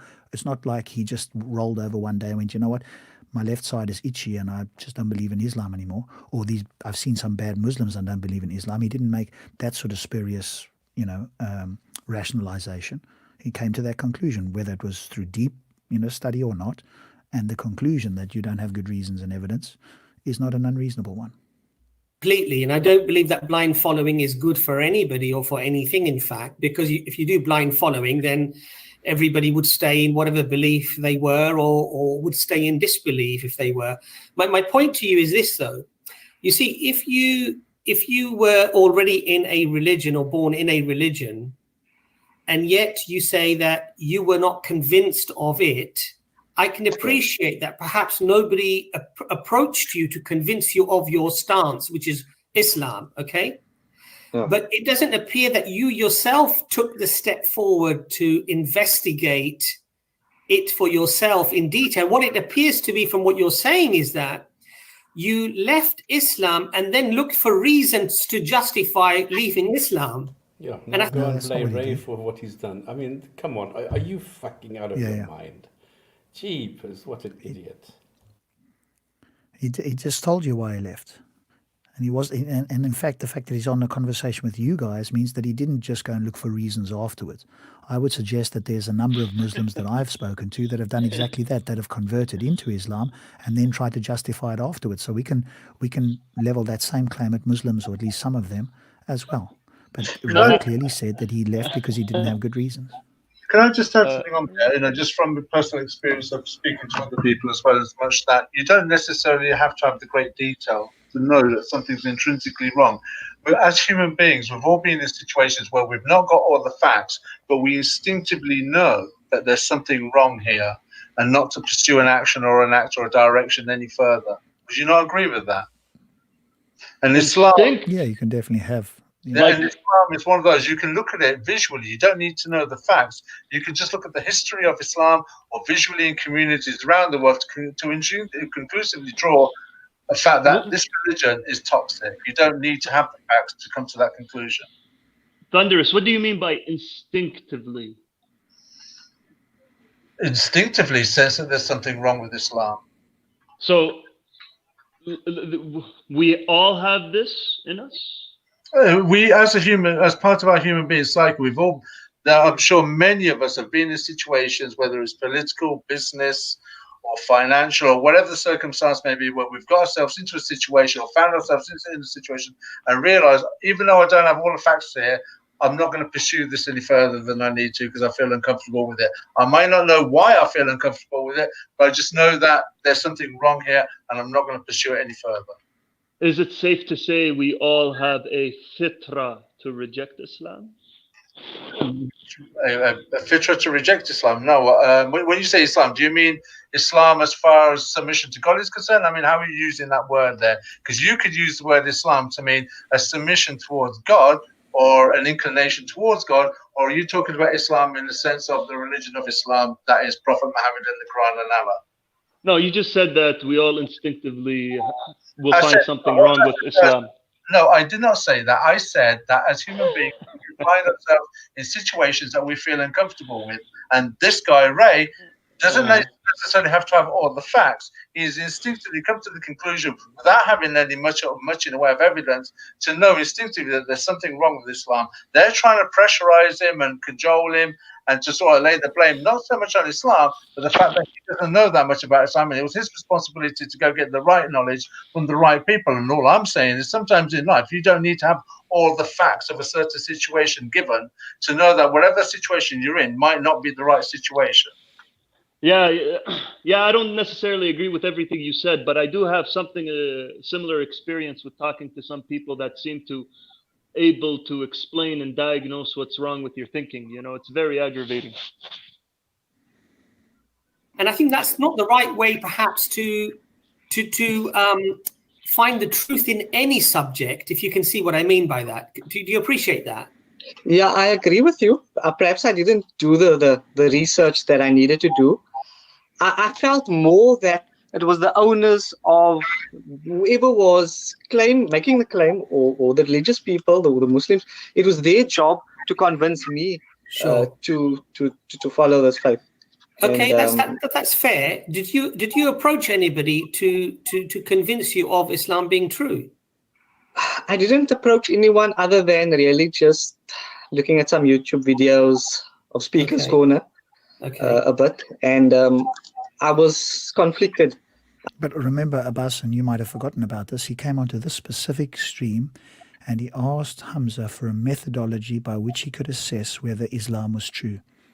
And we've got to the end of this, and at no point has he remotely been given this methodology. He's been under interrogation the entire time. He's been pushed and cajoled in a particular way, and then his speculation has been dismissed. And at no point is he walking away with a methodology that he can use to assess it. And in fact, those Speaker's Corner videos might have included you as well. So presumably, you're not going to dismiss all of that unless you feel like people should dismiss your views or Hamza's views or whatever the case may be. So hopefully you're not going to be too critical of Speaker's Corner videos in which you are likely one of those people. You know, Rob, I've seen both. You put it very accurately, because I kept on getting this creepy feeling that I'm witnessing some type of da'wah inquisition. You know, it's not really my style, you know. But honestly, if you differ with them in anything, it could be something really small, you know. This is what's gonna turn to be anyway. So, but it's true. How can he ask him? Listen, did you ask anybody for any kind of advice? He is there to get advice. He is begging them, please give me a reason. Then he says, well, did you ask anybody? Well, he's there to ask you, and you're not doing anything. Yeah. I've seen good arguments go both ways. And so I would say... Okay, at that quick point, I would ask Ray to come on here and present what he thinks is good arguments on the other side of the coin. I think we've got good arguments. I don't think they've got any. So when you say you've heard good arguments in both directions, definitely, Ray, ping me a message and tell me what the best argument is you've heard in favor of Islam. I'd be keen to hear that. I fall in the middle, this is and emotional. I've just haven't had good reasons. Sorry? Oh, I thought you can still hear me even if he's talking. I think it's emotional. I think this is what Thunder was talking about. It's you think these are, but they're not really. Yeah, it could be. And so I've heard the arguments on both sides of the argument. And if I ask you honestly, Ray, do you think that's the best way actually to evaluate whether you have the truth or not, by just watching a few YouTube videos? No, I guess it's not. I don't really have much research experience on the matter, so I wouldn't know which direction to Sure. take. Can I ask you a really honest question? And I don't mean this to be condescending. I really don't, because I think you're a nice guy. Whenever anybody says that, you can bet that it's going to sound very condescending. There's going to be a but. Yeah. Have you done more research in what phone you're going to buy, or what TV you're going to buy, or what house perhaps you want to live in? I leave it to the safekeeping of the audience. What is the point of this? Is this to try and embarrass him? But hang on, it gets worse. Don't worry. Hang on. It's coming. More than you've actually done on Islam. Is that true to say, do you think? Yeah, I think it would be true to say. Now, I'm asking you an honest question, Ray, from your own introspection and thinking about that. Do you think that eternal life has any comparison whatsoever, if it exists? And I'm not saying that it does for you. I'm saying if it exists, compared to a telephone or a car or something like that. Is there any comparison that you could make? Well, firstly, this if it exists business is obviously begging the question. He doesn't believe it exists. But let's use your example with eternal life. Is eternal life in hell worth looking into, or whatever the case is? And you don't even know if you're going to get into heaven anyway. So firstly, you've got to demonstrate that all of your ontology is the case, but then you yourself don't know if you're going to go to heaven or hell. And you can take your entire life as a test, fail it, and you're going to be in hell. And you can look back and say, oh my God, I could have done something else. I could have been an atheist. I could have been a millionaire. I could have helped 50 million people instead of, praying 5 times a day and reading the Quran, because I ended up in hell anyway. So your speculative claim is certainly speculative, but you can't remotely demonstrate that there's an afterlife, and certainly not whether you're going to go to hell or heaven anyway. In terms of value, in terms of worth? No ways. And yet, and Ray, you're not dissimilar to many people that I meet, that I speak to. And I humbly say that with respect. I don't mean to be condescending, because I think, when we get sucked into a particular way of thinking or a particular life, we're conditioned to think in a certain way. We find things actually very acceptable until they're actually brought to our attention. And then when we think about them deeply, we just realize just how perhaps, how weak the argument actually is. And you're admitting. Well, what about all the ex-Muslims, Abbas, that have done exactly that and have actually taken the time, far more than most other people, to look into it, to read things, and are they also mistaken? Or does it only work when somebody who was a Muslim didn't think about it? Admitting to me that you've done more research to find out what phone you're going to buy, or what car perhaps you want to drive, than you've done on something potentially which could be eternal life in the hereafter. Do you see? Why would I take much of my time to look into the hereafter until we've established that in fact there's a God and that he potentially can send you somewhere or other? So you got to start somewhere else first. Why would you look into eternal hell? That's like 5 steps down the road. Yeah. Do you see? Yeah, but this is also an appeal to emotion, right? This is an emotional appeal. If we can't do it rationally, let's appeal to your sense of potential fear, right? Of course. And that's been very well done over the years. Yeah, I mean, there's many questions. There's many questions and assertions and reaches and grabs that Hamza is making. I mean, every single one of these questions are valid, but they need their own in-depth, exploration. He's just jumping from one to one to one to one in a way, thinking that he's going to convince him to come back to Islam. And I think that's, not an Islamic way to do things, because a guiding principle, it's not your responsibility who is guided and who is not. That's God's responsibility. So the way that he's doing it, I don't think it's very effective. And many of these questions require lifetime contemplations. I mean, it's almost, the certainty that they are presenting is, to me, almost very arrogant, because it's like, it's for me, this is my temperament. It's emotional, and I could easily do the same thing to him. Have you thought about this? Have you done this? And we've got Mustafa, we've got Thunder here, who have been in that situation, who have done the research, who have looked into it, and they found, no, it's not enough to convince me. There's not enough of a good reason to remain in this group. We are going to leave this group. Now, what do you say to them, Mr. Abbas? And yeah, like Stops mentioned, I actually came to this show first back when I was a Muslim, and in that regard, like, you've seen me leave Islam, and I did tell you my reasons. There was a final point, there was a starting point and a final point, and I laid them out. Yeah. Point, Ray. Yes, ask your point. Yes. So what I would like, Ray, if you would find that acceptable, is that I'd like to keep in touch, inshallah, and not with an intention of converting you or forcing you or sort of brainwashing you, but just really having a man-to-man discussion about the.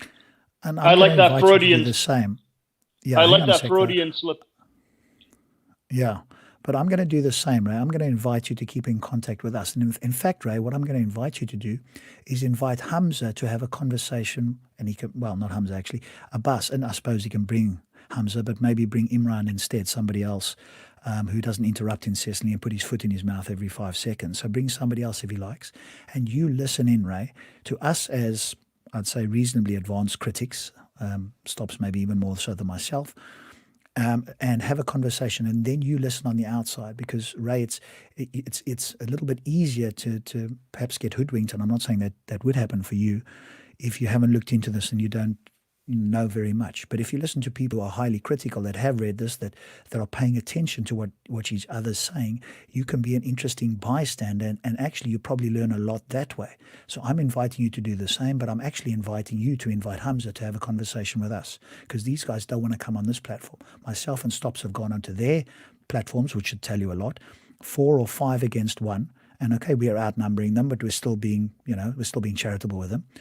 But they won't come here. And what does that tell you, Ray? So if he's honest and he'll present it, and we'll have a discussion like we have here. We've got a Muslim on here today. He hasn't had particularly a hard time. Okay, he's got slightly different views to these guys, but we can still challenge him and have a conversation. And you can listen in. And I think you'd gain a lot from that. So the invitation is open from our side as well. About these things openly. And then hopefully maybe I can present some things to you that actually, if you're interested, because there's no compulsion in Islam. Allah says very clearly in the Quran, there is no compulsion. I thought you would laugh. I've got it in my notes here, but I thought I'd leave that for somebody else. And now if you would kindly turn around and bend over and drop your pants. And again, Ray, if you knew anything, you'd ask him for the context, right? Because as soon as you say, but hang on, there's also a verse in the Quran that says, hey, if you find a Jew behind this stone or this tree, go and kill him. Now, of course, he doesn't tell you the context for that particular claim that he makes there and when that happened and why it happened, but he's going to make it sound as if it's a global claim. And this, Ray, if you're listening, is why you need to pay very careful attention.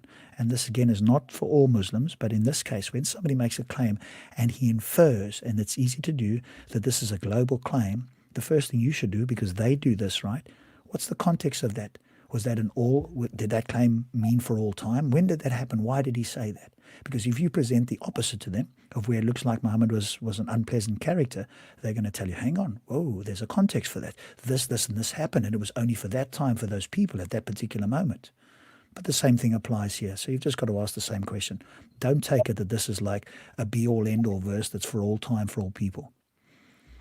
In religion. In other words, you're free to choose or you're free to disbelieve. This is your choice, right? But if you're genuinely interested to find out, is there a good reasoned argument for accepting Islam, inshallah, we will try our best, as limited as our knowledge might be. Okay, you had the chance. Hamza had the chance. You've had the chance. Neither of you have done that. Why didn't you do that?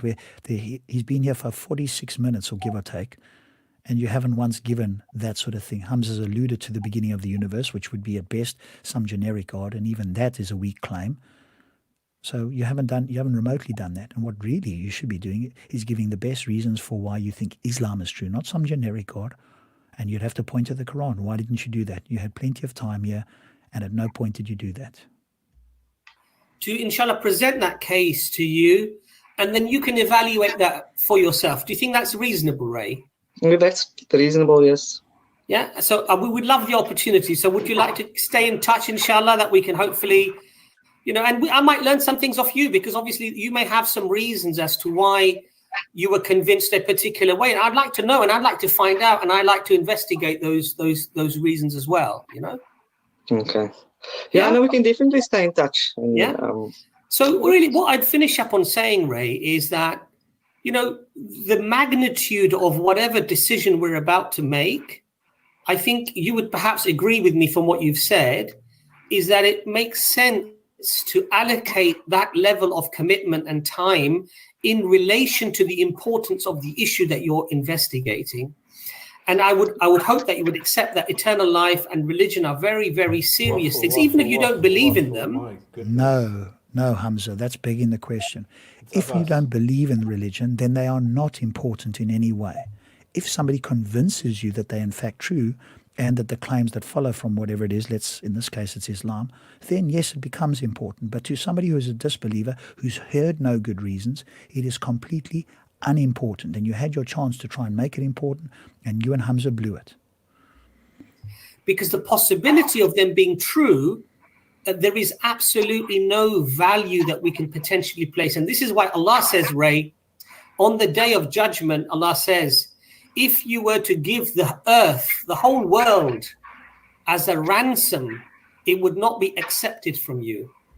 Oh, but wasn't this the most merciful? Let's forget the all merciful, because people don't like that. But there's the most merciful. So you've done this, and at this juncture, you are not forgiven by the most merciful. Instead, he invokes his justice. And you, at no point here do you see a contradiction or a problem, Abbas. And this is where I reiterate, right? There's just not a level of critical thinking. These words just flow out of the mouth because they've said it before. Their brains are not engaged to go, hang on, what the hell did I just say there? How is it that this Allah can at one point stop being merciful when he's the all merciful or the most merciful? But because it just flows, right? There's no thinking. He's your defense lawyer and the prosecutor and the judge. Well, he's certainly the judge, but there's a very special case with this judge. It's not that this judge is a special one that claims to be all most merciful and most just, which is a contradiction. But even if he took one of those two and said, okay, he's most merciful, then nobody would ever be judged. Because remember, they're not doing anything against Allah himself. They're only doing something against what he claims, and it's to other people. So he can never be harmed in any way. It's like me judging ants, allowing the ants to fight other ants in anthill, and then judging them afterwards, even though they didn't have any effect on me, because I told them to run in a line and they went sideways. And then when it comes to it and saying, hey, ants, how did you know? Why didn't you realize I was here? Because they just weren't aware of my presence. And claiming I'm all merciful and then sending them to be burnt. Yeah. Like you have a big magnifying glass? Yeah, we've all done that probably as kids. Yeah, you burn them exactly. Because, yeah. Exactly. And that's what the analogy is here with this God that's supposedly all merciful, but he will reject using, this is Abbas's words, you might disagree, that's fine, smart cat, but this is Abbas's words. You'll give up everything and you'll say, no, I'm not going to accept your atonement or your pleas or your beggings or whatever. I'm going to now pass judgment. Even though I've never been hurt in any way, and you might not have hurt other people even, you just might not have been convinced by the message. And then you want to claim that this is the most merciful. Please, Muslims, think. I mean, it doesn't take a lot, but you do need to engage your brain. That day, it doesn't matter what you can give to Allah subhanahu wa ta'ala, but it will not be accepted from you. And so that is why the magnitude of the decision that you have made is so huge that I would urge you as a brother in humanity that let's engage. Let Hamza, inshallah, let brother Imran present the the information to you. And then by all means, go away, investigate what we've said to you, think about it. Good. I'm glad that Abbas said that. Let them do that, and then you come and present them to us, and we'll present you some critique and responses. And better yet, like I said, Ray, invite them to speak to us, and then you'll get to hear people, on both sides that are, at a level maybe that's slightly higher than you're at the moment, and then you can listen in and learn and make your own decision. I'm all for making your own decision. I had exactly somebody like you. He was actually a Muslim. I spent 6 months chatting to him. I had no intention of deconverting him. And the same thing happened. He spoke to these guys. He spoke to me. And I said, go back and speak to them. Here's what I think, blah, blah, blah. You know what they said to him, Ray? They said, don't go and speak to Rob. He's going to take you away from Islam. I said, Ray, I said to the particular person, that should tell you a lot. I'm telling you to go and engage your brain and speak to everybody and come up with your own decision. They're telling you not to go speak to certain people because they might take you away. How fearful are they? Do they not have strong enough arguments? Do they not have enough, quote, faith in you to make a critical decision? Contemplate upon it, and then make a decision. But don't make a decision based on a couple of YouTube videos. That's all I'm going to say to you. Okay. Yeah. Shukran to you guys. Just giving me a lot to think about. I'll do that, and I'll stay in touch, and then we can. Great. Pleasure to meet you. Pleasure to speak to you. Okay. You have a nice day. Ray, just before you go, contact us on the EF Tower Facebook page, okay, on the messenger. Okay, will do. We can help you. And congratulations. We look forward to talk to you. 1 second. Congratulations, you've just had the infamous Hamza and Abbas slap and tickle.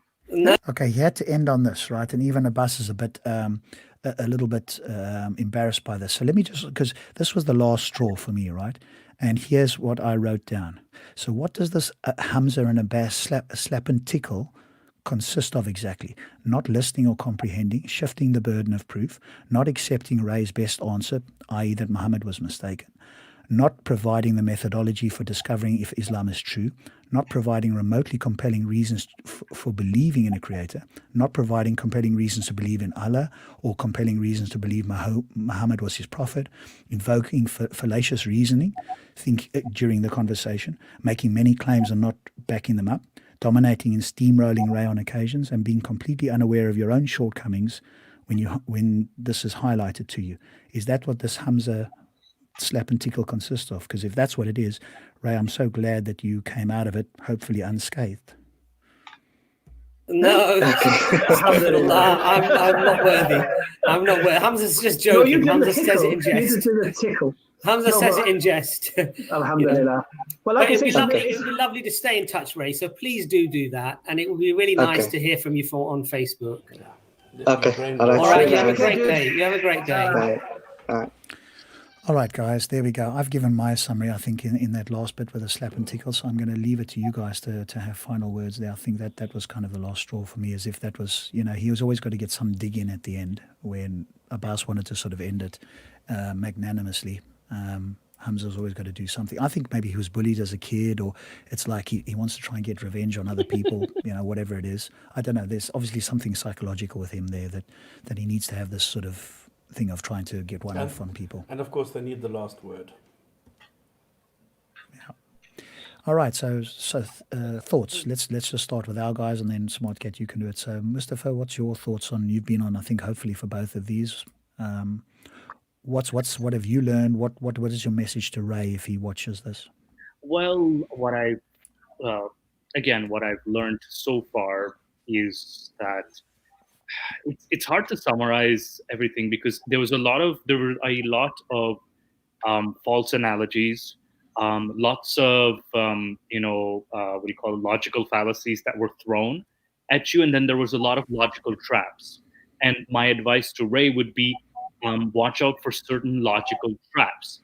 And when you find the sense of a logical trap, call the logical trap out, because that is the best way to counter the argument. Because there will be certain traps, like I've even heard it from Christians, I've heard it from Muslims, like liar, lunatic, or Lord kind of argument. That's the biggest logical trap that they use. They use the one with he used other characters. Also try to my counter argument to them would be more on the literature. That is, like, why does God only communicate through literature? Why doesn't he send down a fireball at this exact moment to Toronto, Canada, at the CN Tower, on top of the CN Tower, to show evidence that he exists? I actually asked somebody this, and it actually just, they will be like, oh, if they'll even give you the same answer of what do you call it? Oh, even if we show evidence, they will deny. So they'll start quoting the Quran. So you'll find that policy right there. Other than that, this God is not real. I can definitely guarantee you that. This religion is fake. All religions are fake, so don't fall for these traps. So that's my advice. But in this process, I also lost some brain cells. I'm actually kind of like rubbing my eyes a bit too. Thank you, Mustafa. Who've we got? Thunderous, what's your thoughts? I think you were with us for both of them. What's your thoughts, A, on the conversation, and maybe a message to Ray? I think when you look at various Dawagandists, their technique seems to come from the same template. So you're listening to more, they try to flatter you. There's two ways. They either try to challenge your knowledge or they try and flatter you. And it can come with sort of like they're patting you on your back, but they're slapping you in the face at the same time. If we remember the slimy guy, Street Dawa, whatever his name was, if you look at the way he talks, and then look at the way that these guys are talking, there's a similarity or a pattern or a blueprint in the way that they speak to Muslims or ex-Muslims and anybody that they might be interested in drawing into Islam, putting the onus on the person to try and make the explanation rather than they try to explain anything about Islam. As far as advice is concerned, I will use the analogy. My brother is a sensei kickboxer, so he has his own kickboxing school. The one thing you learn about martial arts is those who do a little bit of this, that, and the other of martial arts will never come to anything. And when you put them in the ring to have, say, a mixed martial arts fight, they'll come a cropper against somebody who has an experience. Say, if you've got experience in one martial art, you've got a black belt in there, then you progress to other martial arts. And that's how you build up your skill set. But you'll find in all of this, it comes down to the same moves that you have to learn the basics over and again. Learn the jab, learn the jab, learn the jab. It's the basics. So for me, my advice would be, don't try and learn all the arguments against Islam. Master one argument against Islam and then progress to another. By that I mean, for instance, when people talk about, say, the literary miracle of Islam, just study that, become very equipped with that as a template or a basis or a foundation for your defense as to why you do not accept Islam, and they maybe progress to another, like maybe then become familiar with prophecies or maybe Quranic science and so on and so forth. Don't try a little bit of all of it and think, right, that's it, I'm going to go into a fight. Learn one of them, learn it well, and then progress to another subject in your defense against Islam. That would be my advice. Thank you very much. Stops. We'll give Smart Cat the last word on this, and then you can do the hadith. Go for it, Stops. I don't think there's anything more to say. I'm just appalled. I'm so, I don't know what to say, really. I think it's terrible the way that somebody comes in and says, listen, guys, I've got a problem. I don't know what I want. I'm a little bit unsure. Can you help me? And these guys jump on top of me and say, you're an asshole, you're an idiot, you're stupid, you didn't do your work, it's all your fault. What am I supposed to think of this? Instead of saying, look, there's a good reason and this is it, they go and hammer him. That's crazy. That in my house, this is totally crazy. And I wouldn't be surprised that anybody who gets this kind of treatment, who is then even more disgusted with the belief system that brings you people like that, and then forever loses it because he's simply no longer interested. I wouldn't be surprised, because they're really doing the opposites, I think, anyway. Cool. And we give you, Smart Cat, the last word on this. I've said my bit, so you obviously only joined us for this show, but what's your thoughts on what you've heard and so forth? And then we'll bring it to a close. I mean, I feel like if Ray had, I don't know anything about Ray. I'm just assuming. I mean, if you grew up in an urban environment, you would never let anybody talk to you like that. Just from a street smart sense. It's demeaning, it's unacceptable, and these so-called da'wah missionaries. I don't know their work. I don't know too much about them. I just don't agree with their style. I don't agree with their arguments. I think it's very condescending. I think Ray, if he's on a spiritual journey or an intellectual journey, I think he needs to investigate as much as he can. And if he does not want to submit to any type of religion or Islam, I think he should live a free human being away from any type of false ideology. And when it comes to engaging people about Islam, I think it's it has to be specific. It has to be over long term, and it has to be mainly through actions and a willingness to always ask the hard questions and struggle to find the right answers to life, because I don't think life is 100% roses and daisies. I think we live in a difficult life. We are meant to suffer, and we have to find meaning in that suffering to navigate. And I wish Ray the best, and I also wish my Muslim brothers to really upgrade their da'wah strategy. I think we live in a time and age that's evolving. We are all quickly becoming modern people in a modern time, and we all have to navigate modernity. And I think the weak will not survive the next century, and I think the strong are the ones who are willing to stand up for what they believe and have honest discussions. That's it. Cool. Thank you very much. And I think Stops will bring us to a close with the hadith of the day. Oh, boys. It's actually been quite a show today. Well, all right. I picked a long one before I knew this was going to carry on for so long. And it's from Bukhari. It's volume 8, book 82, number 797. And I think a lot of people actually know this. Narrated Anas bin Malik, a group of people from Ukr came to Medina and they became ill. So the Prophet ordered them to go to the herd of she-camels and told them to go and drink the camel's urine and milk as a medicine.